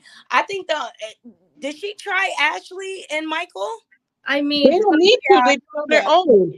He wants to suck Juan's, you know what? So basically, maybe you never know. Now I look at Juan certain type of way, like. Why is Michael on camera like going to Juan? Well, we're gonna have a real bachelor party. Like, he doesn't know the mic's on. Like, this man has exposed himself. Like, you're gonna go after Candace, but my man, you have exposed yourself, sir. That's why his case was thrown out. It's awful. It did get thrown out, right? Or Candace won. Yep, it got thrown out, and I was so excited for Candace to win that. Ashley is a snake in the grass. Like, that season when she turned around and wrote a letter on Monique's behalf, like, stay out of it. Yeah, after that, it was hard to even like. I can't look at Kenya the same after she ratted on the Bolo Gate stuff. I can't even look at her the same. And I can't after when she wrote that letter, and then when Caroline wrote the letter for Dina. There's a lot of things I'm just like, I can't not ever think about when I look at them. You know. And then let's not forget the Muppet that she brought in last season. Yes. She invited her to her picnic. Remember the exactly. She is so messy. That's for Wendy. She tried to get on Wendy's husband. Happy Eddie. Thank God he made some money. I don't like it. We don't need all that mess. We don't need Give it. us like fun, glam, girl trip, fun, Sex in the City. Are the bitches on Sex in the City doing this shit? No. Trying to have get along, and we're all right. We just want to play some pickleball. But this is too bad. And I don't care what anyone says. That little fake friendship that's garnered between Giselle and Karen is so full of. I don't think Karen ever forgave her for the things that she said about Ray, her husband. And I like every time they're together, I'm like, this is so fake because this is the only person besides Robin that she will film with. I think Karen knows it too. Karen knows but it shows you that Karen truly is the glue. She is trying to keep this show together. I think she's about over these people. Oh my God. Oh my God. Oh my God. Speaking of Karen, how hot did she look last night on Watch What Happens Live? Karen looks good. Yeah. She looked good. She's got her wig. She's got her wig game together. Mm-hmm. She's got her product lines. Look, I really honor and respect Karen because she's innovative and she doesn't look fake either, does she? I don't think she's doing 60 like never before. Yes, she is setting the bar. Fake at all. Yep. Naturally, I don't know what she's doing, but she looks amazing, and so does Luann.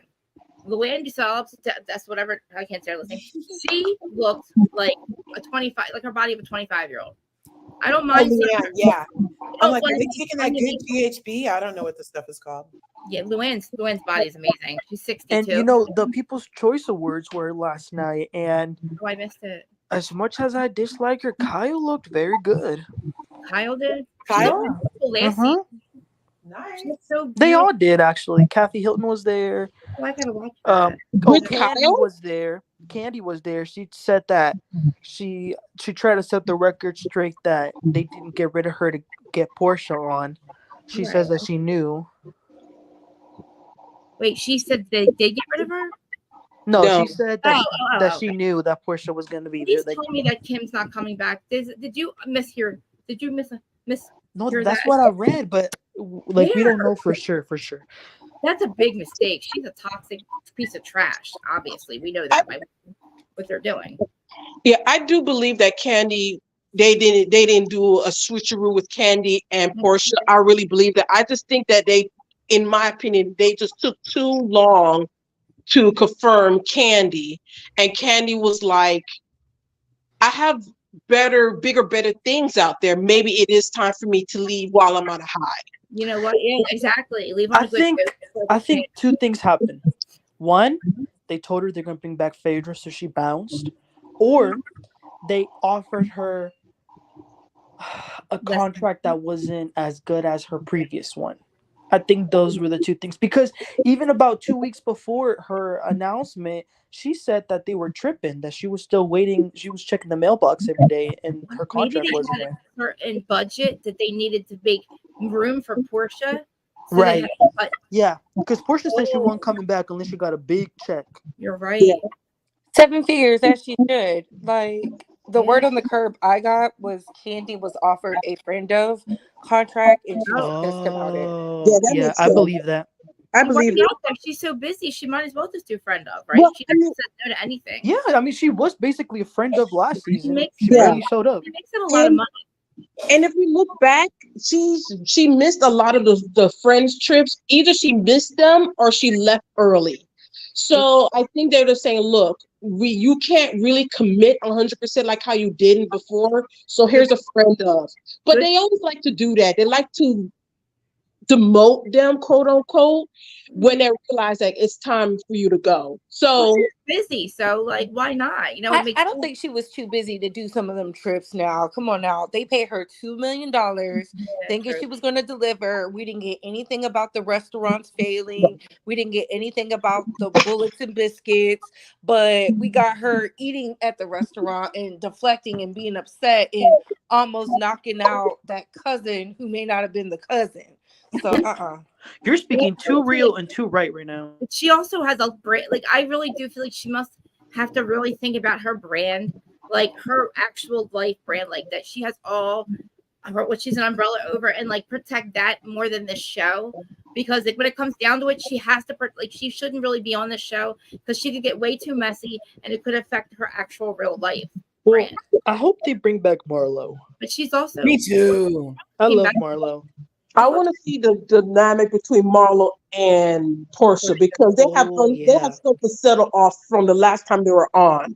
I want Marlo to be a good auntie and like really. I love how she's taken control. Like she has her nephews. I think that's amazing. And I just want her to come down just a little bit. But like she was good as friend of. Like she was making just as much money filming, just as much, maybe not as much money.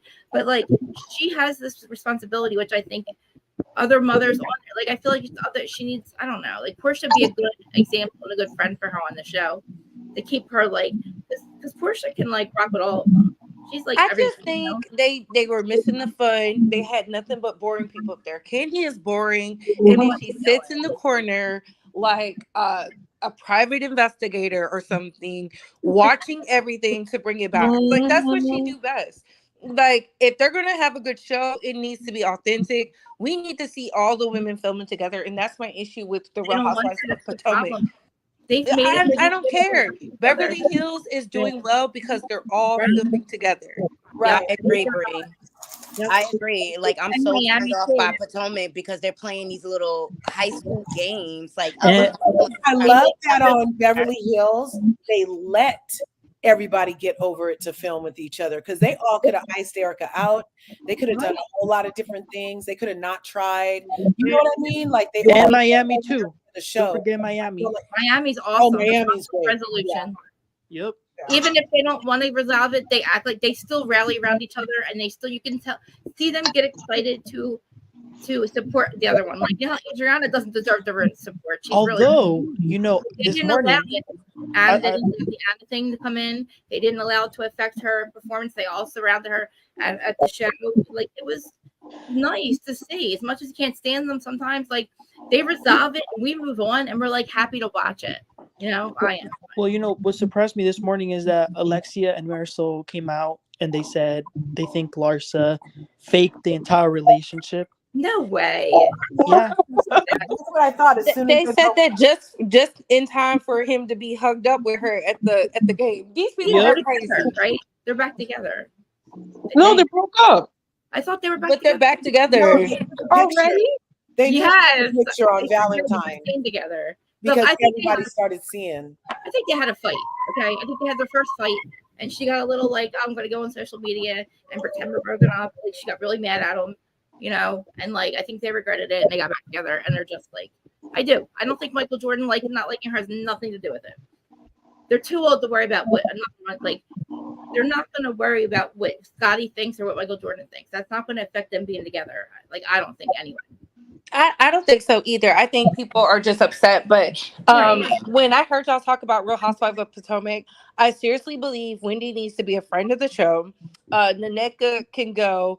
Robin can go. We didn't get anything from her, even though I like her without Giselle. Giselle can go. But if we have to keep one of the Green-Eyed Bandits, keep Robin. Because Robin will actually film, and then she'll be forced to talk thanks to Karen. And she needs the check because we know she'll be homeless without it. Her husband still don't have no job. They need the show. Ashley, friend of the show, she hasn't brought anything. Keep Mia, she's going through a divorce and she's out here with her side dude. Keep Candace because she's actually working. And then bring somebody in who actually has some substance. That's a mutual age gap between Karen and the girls. So where they're not playing these Ice Scout tactics. Because I don't like that. The show, the reason why we watch Real Housewives of of any of them is simply for the chaos, the money, and the trips. We do not watch it for political thought, think pieces. That's not what we do it for. We don't talk like I remember watching it. We do not care. It's for fun shade. It's for coming together and spending some money. Show us how y'all spend that money and act surprised when someone gets caught up with illegal activities with the money, white collar crimes. I do not want to watch the housewives to learn about colorism and uh the world policies. That's not what I watch that for. If I wanted to watch that, I would watch something else, not reality TV. Now, I agree with you, but can we give Mia credit for halfway admitting that she possibly having an affair on G? Is he a rapper or not? This No, guy. he's a DJ. No, he's a DJ. Okay. Is he cute? I forgot he's short. All right. Did he He's cute for her. He has Because money. That's all the she only cares thing about. I remember is because and this is a little bit with Carlos. He's in that same well with the Love and Marriage DC crew because of he's in the DJ. So he's one of those folks. Do you think she's been with him for a while? Yes. Yeah. Paid her like he said he would. Like, you think he would have paid her a little bit of money to? Remember how he said we'll stay married? Like, remember what he was saying about his friend? Like, whatever he was saying, we'll stay married. We'll come up with a settlement. We'll come up with an agreement. Mm-hmm. Because he doesn't want to be. He don't want to be old. He knows he's going in the nursing home. No, I feel bad for G. For Gordon. I don't feel bad for G. He was out there cheating on his was first married. wife with Mia on the beach. I feel bad though. I don't know. know. Mia let us know, like Mia let us know. She used to be the girl on the golf trip. Mm-hmm. Mia's the one. She's like, oh, so how's that? And second, he said we would just come up with some kind of agreement. She was out. Like, that's how it looked at me. He's like, look, if we weren't going to get this word, she's like, okay, I'm going. I'll go with him. Like, listen, her first choice is getting money, and he's been getting money for a long time. So she's like, I have somebody that can help me with these kids, and I don't have to have more kids. I have a theory that Mia may have federlined me, but also got kids out of it. So yeah, that's how you get federline. That's how you get that child support. So Mia, this rapper dude from South Carolina, right, or South Dakota, or wherever she's from, one of the Souths, was in her life before she met G. G was married when he met Mia at the club. He left his wife. She left this guy. She's been married to G. I bet he has some money. I'm not sure how much DJs make, but unless you're Marshmello, but or Khalid. But the DJ dude, I have a theory that she might have been siphoning him money the same way we theorize and allege that Erica Jane was siphoning money to old boy Rizzo, Rondo, whoever, Tommy. And now when you leave, you don't have the nest egg, but the man's peen you're going to has the nest egg for you both, because you basically pulled a federline because your bae at home knew that you were just on an assignment to get the boat, to get the car, to get the money. And now you're getting to go back where you really wanted to be, because this is a rekindled relationship, isn't it? Yes, it reminds me of when Quad left Dr. G. She was pulling a Shawnee O'Neal. Shawnee taught the girls the way to do it. Start taking that money little by little. They'll never know. They'll never pay attention. And hang in as long as you can. And if you want to give them kids, give them kids. But Quad knew Dr. G was not going to be an amazing father. So she said, absolutely not. Gordon is a good dad, but Mia knows her kids are too small for him. He's not an active father. He's tired. He gets old quick, winded quick. She's like, oh, let me go get something young and fun. And she found it. Thanks for coming. So that's what I think. I think, yes, he's probably making a lot of money, because the inner circle of Love and Marriage DC, they're not just getting money. That's old money. They've been getting money for a really long time. So she probably saw, oh, he's doing well with his money. He seemed like the type that, oh, look at everything. Look at what I'm invested in. And she was like, oh, I'm willing to leave Gordon. And you could tell in her face, like, the bag is way bigger because she's like, a situation, a deal. She's like, no, I want to be with this man. That tells me he got a lot of money. Mia's not no dumb girl. Yeah. She's not an Ashley. Right. Ashley. Yeah. Mia, And I have one more theory because with G's business, I always felt like he probably figured out something was going on with Mia, and the whole thing with him and his family, quote unquote. I think it's just something that he has to say right now to move the money, so that way when they do get divorced, he's considered not to have that. Ooh, he's a smarty pants. Yeah, because But Mia from my caught back, on though. I think huh? that's why she's leaving, because he probably tried to do some shady business, and she caught on. She's not stupid. She worked in a strip club for years. Like, she said it to him. My kids will not have the lifestyle I had. When I heard that, I said, oh, she's playing the game. Like, she probably already knows. So she probably had a private investigator on his family. She knows where that money is. Yeah, but the thing is now that if he already moved it and lost it and it's all documented, she can't get it back. She figured, well, there's no point of staying here. Get what I can and leave. Right? She could have pulled a Dwayne Martin and asked Will to hold it for him. Mm-hmm. I think that's what he did. I just because I remember when the show first started, and I went and researched G. Him and his brother were together starting the franchise with joints way back. So they build it up together to be this whole big thing. That's why they call it the quote unquote family business. So when stuff was happening, they probably say, look, G, you got to protect yourself. So the only way to do it is they kind of take it from him and make it seem like they're fighting with each other on paper. And then that way, if they're divorced, it protects the business, because she could claim on the business if she wanted to, but then if he's already gone from it, they can't claim the business. And Mia realized it's already too late. By the time it started, it's already too late. That's how they do it. Because when I used to work at a bank, there was a client that did that. He was divorcing his wife, and he was just moving his money and gave it to a relative. Oh, see, you guys. I hope you guys are taking notes. Naughty, what were you gonna say? No, that wasn't me. That was Bay. Oh, Katora, what were you gonna say? LRG, I'm telling you, I think Mia found out hits why she's choosing to leave. Because look at Gordon now. He's like, oh, just stay, because he knows his family can't find him a woman that's going to want to be with him. Like, Mia was there faithfully, because he said she never went out her way to do anything. She was there faithfully. And now that the money is constrained, you heard what she said. She was like, I can't believe they're doing this to us. She probably was like, fighting way harder, and then she found out that Gordon allowed this to happen. Right. It's why she's moving out, because she's like, look, bruh, I didn't sleep with you on the beach. I didn't birth these babies for you to try to write my kids up out of anything, and I'm out. And Gordon's going to be out here left to the wind, probably have the men in them nursing homes, because she's like, tell your family to take care of you. And I think that's really why he's so caught up, because Mia has moved out. That's what they said. She moved out.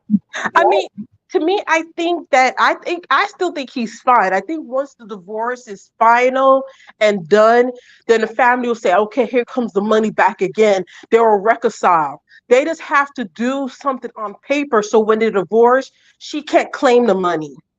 That relationship, that G's and Mia relationship was always transactional. She was there for the money. Of course. He was there for the booty. And but that's what you pay for when you're young and beautiful, whether we think she's beautiful or not. When you're young and beautiful, that's what you pay for. Now that he's about to get a divorce, who's going over there to Gordon? What woman is going to want to be with Gordon? Broke. Especially if you don't got no coins to buy the steaks. I don't know if Gordon wants to be married. He probably realized, I'm getting older. I got to keep as much money as I can. If he even say, maybe divorce her, keep my money, and then have it for my children later on, I'm not agreeing to it. But he was like, I don't want this woman to get my money. He was begging her to stay. He said, we can come up with some type of deal. And she said, no, she knows the power is in her court, because he's closer to seeing the crypt keeper than she is. Yeah. And I think he just said it just so he could sound right. To make it sound like completed. She sees the writing on the wall. There's no money to wipe your ass with when we get to the end of this. And I think, and I think it is Gordon knows. Gordon knows, and that's why I feel like him and his family are in cahoots to move the money, to move the business, make it like he's poor. They know Mia's gonna leave the minute he has no money, and when she's gone, all of a sudden, oh, we're reconciled. We could be back in business again. Oh, I okay. don't think she'll ever go back, but I Oh, will find it not interesting. I'll think like, oh yeah, if when he ends up okay on the other side of Mia, when he ends up back on his feet, no mhm. problem. I feel like his family will embrace him wholeheartedly and all of that. You think it was a plan to get Mia out? I Yeah, don't that's think I don't think so. No, nobody wants their hot box leaving. Nobody wants their hot box. Yeah, I think the family didn't want her there because they knew if he died, she has full control. And that's Mhm. and that's the problem a lot of older men need to realize. Like you starting over, right? With this stripper. Mia's not dumb because when she said what she said on that couch last year, I paid attention. And she really held it down for him. And I think she feels like she was lied to and she was but blindsided, and for that Yeah. is why she's out. Now Gordon can be good with the money, but what is money when you don't have anything? You Right, get the His family is cool because they're still with their wives. He right. doesn't have nobody. He's dating all over again, and you're elderly. Who Mm, wants to be with someone who has been gay on the knees? He nobody. probably has to do a lot to get himself worked up just to do the forbidden tango. Like that's why he's begging Mia, like, you can have this man. I don't leave me. It's just like, no, I'm Yeah. out. And I don't think she's ever coming back. no. And maybe if it gets that bad, I mean, he could always sit down there and, you know, like I said, I still think his family's watch out for him so the money will come back. He could just hire a nurse, hire a caretaker. He's I fine. think I, Gordon needs to start dating in his age group at this point because that's the only ones that are gonna want him. yeah. But or maybe he could just live his life, go to the strip club. Just make sure you leave your money for the kids. That's all I care about. Leave the Girl, money. he wants something young and fine laying beside him so he can show it off to his homeboys. We got to think like these men. That's why he was begging her on national television. We're going to But see it but but unfold. but Like, no man would have said that. No man who's attractive, healthy, getting it, can get another one. He can't get another one. Look at Gordon. Like, look at him. Like, really And look maybe at that's Gordon. why he had to move the money because he's like saying, "Look, I'm getting old. She's not in it for me from who I am. She's not a ride and die. So I need to at least save what I can for my money so that way when I'm really old and can't take care of myself, I have the money to pay for a nurse." She was going to do that, right? And she was going to I don't stay believe it. stick. No, I think so. She wasn't going to leave him because Gordon was the money bag. Once the money was gone, she said, "There's no reason for me to stay." And I found out you and your family are in cahoots to get me out. This ain't no Steve Harvey situation. Steve Harvey saw the writing on the wall. Let me lose the weight. Let me get fine. Let me get in shape. Let me keep up with my wife because she not about to leave me. A lot of these men are not willing to do that. Look at Gordon. Gordon got bigger. Gordon looks like he's just a pill away from child high cholesterol. Like the brother He is looked not like he looking. about to start dialysis real soon. Hmm. And Mia was willing to put up with it because of the money. Now that she knows he views her like that, she's never gonna come back. That's why she made sure if I leave, it's gonna be with somebody who's able to sustain my lifestyle. And Gordon knows she found that. Plus, this man has a whole bunch of years ahead of him. Gordon doesn't have a whole bunch of years ahead of him. He's sad. He don't want no nurse. He don't want no strip. He wants somebody to sit there and watch him suffer. Okay, he wants somebody to look good at when he can't do any. He know he can't do none of that stuff, and Mia was content with that. And that's the price you pay for when you treat people like this. This ain't Ashley Darby's husband. This ain't Michael Darby. Michael Darby is thriving. He knows he's an old man, but look at him, healthy, happy, laughing, drinking. He energized. It's like, and I think Michael Darby is older than Gordon. And he outsmarted Ashley, made her put that house in the Ooh, he did. She had all that forehead. He's so dumb. so brave. So dumb. So But for her to be you such a guys big believe that head, no. Ashley's gonna divorce Michael? I mean, you really believe that storyline? I don't believe it. No, she had to do something because she wanted Candace's money. That's why her husband Exactly. I think sued. the reason he was suing her for $2 million is because it was the cost of the house that he had just got in the trust for Ashley. And Ashley was pretending like she didn't know that the plan was to ultimately have Candace pay for the house. So one day she could ultimately say, and yeah, and you paid for my house. Mhm. You see how God good? How He always make things work right for the right people. Right? It's amazing. It's amazing. I think I Ashley's already knew that he wasn't going to win that lawsuit because even when you hear about it, it was like, this is not going to go through. This is foolishness. Well, other people called Michael gay and said those things about him, and he didn't sue them. So on the show, when he But was even, actually on the show, but remember, even Ashley admitted that, he's, what's the word she used? But she she said even they like to admitted that have he's fun. bisexual. Yeah, she even said he's bisexual. So, She said she was bisexual and they like to have fun. That's what she said. yeah. So it's not being defamatory when your own wife said on the show that that's how y'all roll. That's how they do it though. It's so crazy. But for Ashley to be so well known for being plotted, maniacal, planning things to disrupt, isn't it interesting that she couldn't even plan a good getaway with a bag from a millionaire? bingo. Exactly. She's Right? dumb. And Only then thing she did that's how smart she was can have Candace afford. because Dum she dum should have having those dum. three. Who, They having okay, threesomes. You're wait a right. minute. She's And how definitely having all those you guys threesomes. really believe they're gonna do this legging? Her and Giselle doing this legging I think company. that's just something to do for the show because neither one of them have a story. That's why I said make Ashley the friend of. Get rid of Giselle. She has nothing to talk about. Get rid of Robin. She's not going to tell us anything about her trash husband and how he makes her feel. So get rid of her or make her a friend of. Get rid of Naneka because she didn't tell us anything. So why should she stay? Right. Um, get rid of Wendy, make her a friend of, but she's kind of a stick in the mud too. So and she really wants to be on Team Green Eyes side. So does Candace, but I think Candace will play game if they threaten her with friend of the show. She'll actually because she's been showing us her life. I don't think she really wants to have kids with her Dusty either. So I don't know. Right. Not the Dusty. I mean, when have we ever seen Dusties have a hard time getting people pregnant? Like, let's be for real. Oh yeah, that's right. He has 3 kids.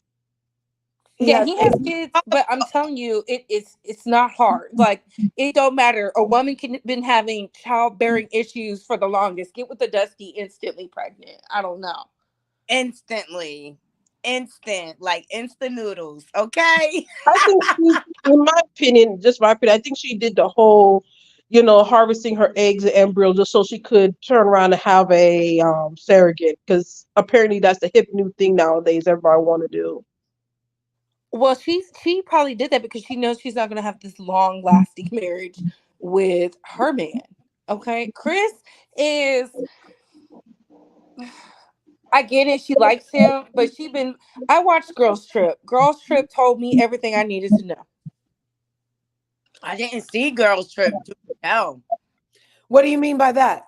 Cause remember, she was like, she was so mad with Portia because Portia took that lady's husband. That just let me know there's some stuff going on with her and Chris because she was way too invested in that. And when Portia was eating her up, all of a sudden she became a victim. And when Portia was trying to be nice to her, like really working to be nice to her, she just couldn't take it. And I'm like, now you went with some real readers, some real shady ladies. Now you can't take it. You want to cry to freaking Leanne?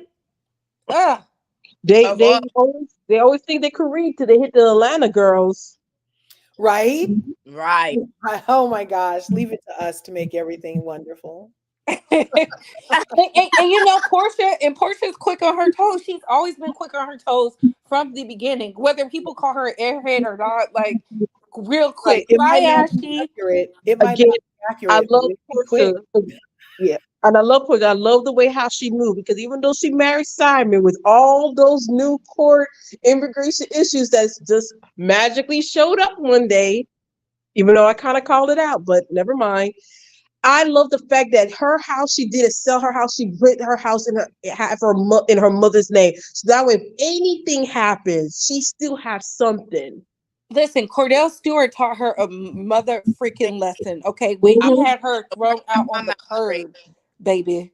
And she's like, never again. I'm gonna Never make sure I again. have somewhere to Our go. girl is smart. And shout out to Ricky Smiley too, because Ricky Smiley was very influential in her reading them contracts because they couldn't believe what Cordell did. That's why Cordell is not thriving, if you haven't noticed, in his own sector. Sports commentary. How can he's like one of the greats of the NFL. He's not on ESPN, First Take, nothing. Nothing because of how he treated Portia Williams. And people saw that in 4K because he really blindsided that woman.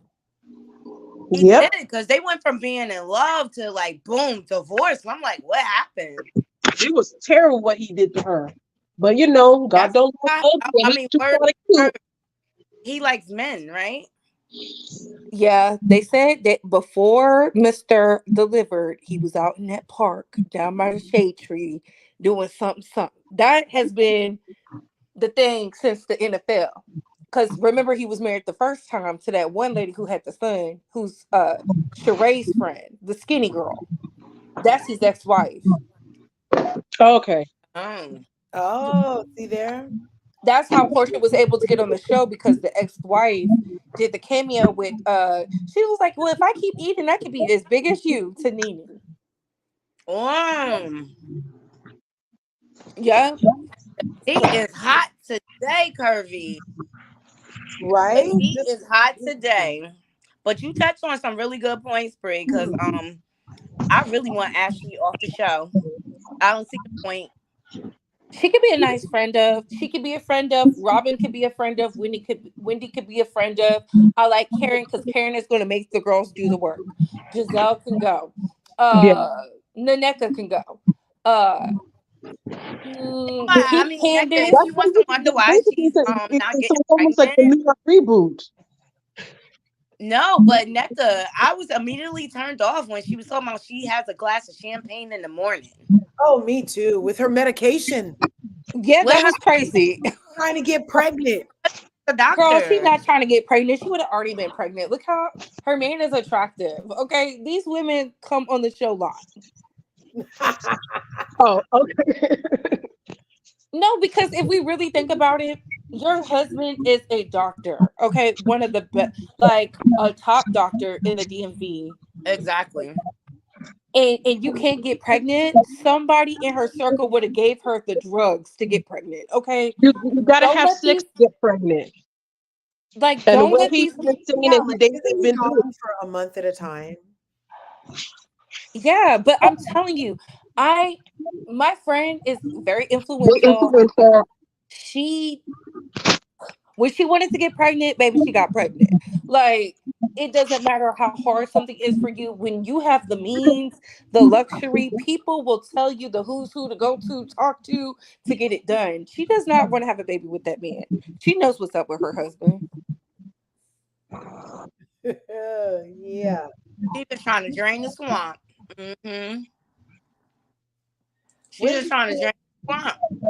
And the fact that she's drinking in the morning, like, what are you trying to supplement? What are you trying to cover up?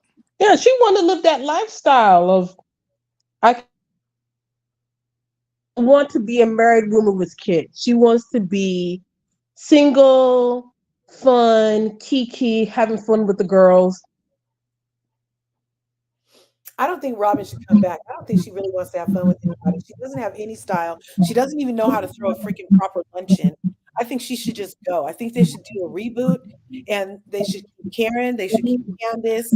I love Wendy. They should keep Wendy.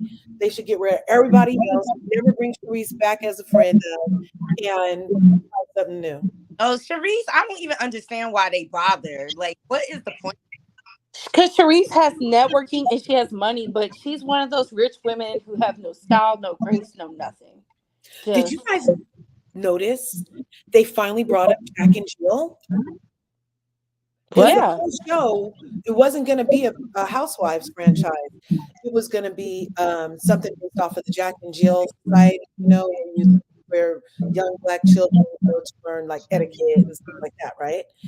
And so it's supposed to be a show about that, but then Jack and Jill got involved and was like, you better not say our name. And they ended up making it Real Housewives of Potomac. And it's the first time that I ever remember them talking about Jack and Jill. Was the first time this season when Karen was talking about how she even met Giselle in the first place. Did Yeah, you guys because catch that? it's very prestigious. It's like the who's kids go there. You want your kids to go there, especially if you live in Potomac, because Potomac is literally a 20-minute drive, but beautiful architecture out there. I mean, who doesn't want to be in Potomac? And it's very affluent, very richy, very bourgeois, upper class. Like, these are people who actually own private jets. They are very wealthy. So when I saw Sharice, I already knew who she was because I lived in DC for a minute. But my thing was, I was like, girl, that's why that husband was cheating. I mean, look how she looks. Like, she had a limited. No, it's not about her weight. It's the way she dresses. Like, look how she dressed from first season And up. those wigs that first season were so sad. Horrible. That's what I'm talking about. People think it's weight. No, because listen, there's plus size divas out here with kings. Okay, kings. Cherise had unlimited access to the money, but she didn't play her cards right. Like, she could have. And our the word on the curb is she got a real nice settlement, and he, from what I was told, Kate had to give her half, but she's just being bitter because her man left her. But she knew he was leaving. She knew he was cheating. Yep, I believe that. Most of them know that they're cheating. But when What you did know you guys? that wander, that's why you need to play chess, not checkers. Get ahead of it and set yourself up like Tony O'Neill did. Okay, you see how Shaq out here? Like, yeah, she took a bunch of money. I want her back. Listen, Shawnee to this day was like, I didn't Giselle take has any an EP money. title? She has an EP title. Oh, that can't be right. I don't think so. I don't think she's an executive. They said she's a silent producer, but Yes. Oh, like Dr. Heavenly. Okay. Yeah. yeah, You're the fourth multiplier, as Carlos would call them, a fourth multiplier. yeah. Because there's no way. I mean, unless you signed one of those raggedy contracts like Mariah, I don't believe she got EP credit. Because she sure enough ain't looking like she got EP money. Is that why Mariah's still out here crying, saying the same story over and over again? Mariah's a beautiful girl, but she didn't make sure to put the things down. Dr. Heavenly did. I can't get mad at it. Mama said she was locked in the room and had to read books all day and night. It paid off. I know, right? Dr. Heavenly is a smart businesswoman. Okay, she's about her bag and growing her bag. Definitely. Oh, did you guys catch that last night when Dr. Heavenly went live and they were watching the show and Alicia came up and she was asking Alicia about the 150,000 and Alicia got so defensive, you guys, and they started kind of bickering back and forth. And then Alicia finally was like, "Well, we're working it out, and at least we talk about our marriage." Dr. Heavenly, Girl, please. yes, they got into it a little bit. It was kind of cute. I was like, "Go ahead, Dr." And then But Dr. Alicia Heavenly, can't be upset because it's the truth. I mean, girl, your homegirl is over here saying she needs a survivor's chat for dating an older man because she don't like that man, and she didn't committed fraud to get married to him, knowing she has trouble getting pregnant. Like, Sweet Tea ain't full of me. Alicia ain't full of me. They don't like Dr. Heavenly because she'll take it there. I believe right? everything. I believe she knocked Dr. Daddy upside the head with the frying pan. I believe that. And I believe he pays the cost to keep it quiet. I do. I think if he's outside, he pays them girls and tell them, look, you bring me any problems, you cut off. That's why they shut up. Huh. Well, I love Dr. Daddy and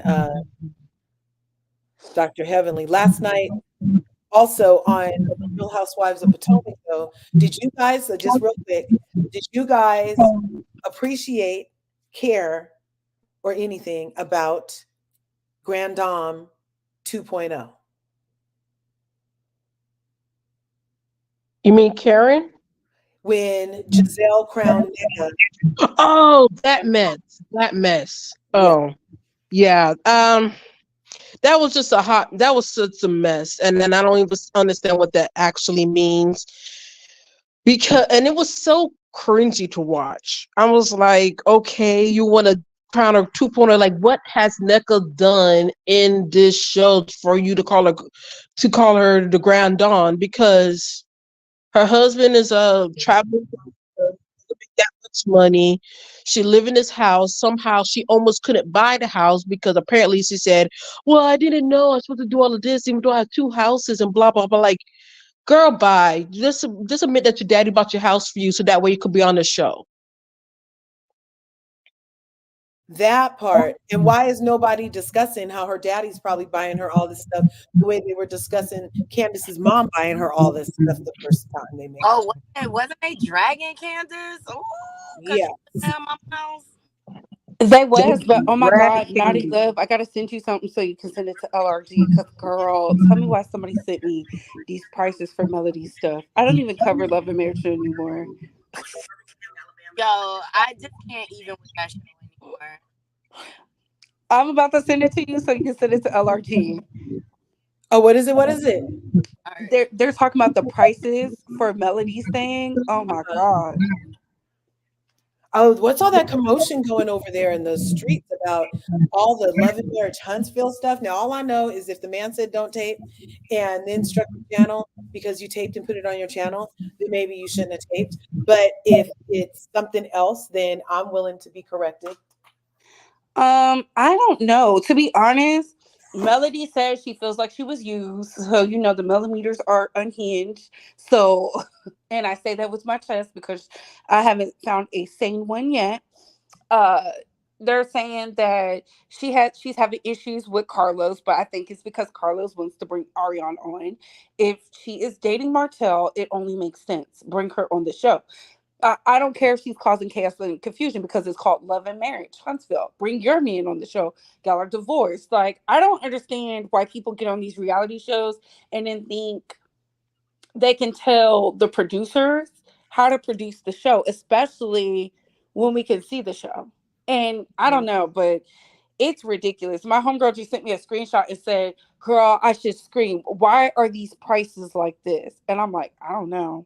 But I'm gonna send it to Naughty because Yeah, it's all manufactured craziness, right? They're creating situations all over in our face on our reality shows, at the store, at the gas pump, wherever, in real so estate. There was a house out here in California, you guys, I was livid because I'm in real estate and I've been having a crisis of conscience because I'm like, I've been feeling like Orlando Brown lately. How are you charging me for oranges from God? How are you charging me for land from God? I've been having kind of this crisis of conscience, right? So there is a headline that said $16 million house sliding in ocean. I'm like, y'all are going to have to correct every publication because it's no longer 16 million, sir. If it was sliding in the ocean and for them to still pretend like it's worth as much as it is, makes the houses next to it about to fall think that they're still worth as much as they are and they not. This is all created manufactured prices is the moral of the story. yeah, I think that's why we have so many issues in California now because God said this is not what I but Yeah. because California used to be beautiful. Remember during the pandemic, all that smog cleared up. It was Yup, beautiful. it was nice Look at again. Nepal, India, just Mhm. smog clear. It used to be Yeah. gray. All the trees just somehow just I don't know reverse osmosis. And then child, they said, oh no, they're catching on because that's when we woke up when they Mm. was forcing us in the house. So I don't know. But I'm gonna drop down. Thank you for having me up. I'm going to send this to you, Naughty, on Instagram, so you can see it, so you can give us the LRG. Because Can ooh, somebody put Couture Bay's link in the chat, please? Thanks for coming up. I loved your interview with AT2 the other night. thank And you. Yes, Bree, you AT2 is did that. awesome. Huh? I know. I was saying yes, Bree. You did that. I loved your questions. Yeah. Thank Yeah, you. that was Like, really I've exciting. always wanted to interview people. I've always wanted to be like, I used to say this to my friends, not necessarily Wendy Williams, but like the Wendy Williams of YouTube, like in the sense of how she got the interview. She got straight into it. I just love that. Not the radio Wendy. I'm talking about the TV show Wendy, because she is top 5 for me. I know she was messy, but she brought us all the tea. I don't believe in exposing. I believe in if it's on the internet, we can talk about it. Also, thank you guys, because my number one pet peeve is being recorded and asking me a question and then try to, twist words, because people like to, of a certain demographic, say I'm anti something when they can't have their way. And to me, that's a form of bullying. And I've never been no punk, and I'll always swing first. So thank you guys for watching it. I'm glad y'all enjoyed Yeah, it. I'm I saw thankful that. to AT&T for the opportunity. Like Right it, but on. you did a great job pivoting through that situation. I was like, "There, my girl. Go ahead, girl. Get that's right. Stay in control of your interview." So I'm so proud of you. Pat yourself on the back. You did that. Thank you. I'm glad y'all recognized that they was trying to cause chaos and confusion in the Yeah. Trying to sabotage your interview, but that person is an agent of chaos who shall remain nameless, and we all know who I'm talking about. Uh-huh. soulless. And that's a conversation for behind the scenes in another day. Okay. Right. Yes, but thank you, ladies. I'm about to send it to you now. Thanks. Okay. Thanks, babe. Thank you, ladies. Thank you. That was a special treat. You know Oh, what, I ladies? love We're for coming up on 2.5 hours. Yeah. And I would love to hear your final thoughts. Nadi, you were in the middle of something. No, I love Couture Bay and how she supports all us, smaller content creators. And I just love her point of view. It's very informational. She has a lot of knowledge. So I'm so happy we were able to come through and support you. Yeah, that was a special treat. I appreciate that. It's always nice to have a practical rock star in my midst. You were definitely a rock star. Right? I had to watch the replay a couple of times. Yeah. So that is so exciting. And then Allie, you have any final thoughts before we leave right at 2:30? Yeah, it's been fun talking with you guys. And, even though we have different points of views, it's always good to hear different points and be able to sit down there and hash out on reality TV. Just hopefully that maybe the producers will know to cast better. Yep. Yeah, we can hope. We can definitely hope on that. And I appreciate you coming up here, Allie, from Miami. She was in the house today, giving her POV. You know I love it. Thanks for keeping me company. I respect Curvies, thanks for coming through. Emmanuel, Sebastian. Wasn't that nice, Nadi, that we were all up here together? Wasn't that fun? Yeah. Like a used to be day? Yeah, our crew. Our original crew. Yes, the crew was in the midst. So I love you, Nadi. Thanks for coming through. I You love guys you. smash my buttons, ring my bell, and I'll see y'all in the next video. Remember, there's enough to go around and you can have some. All right? Peace.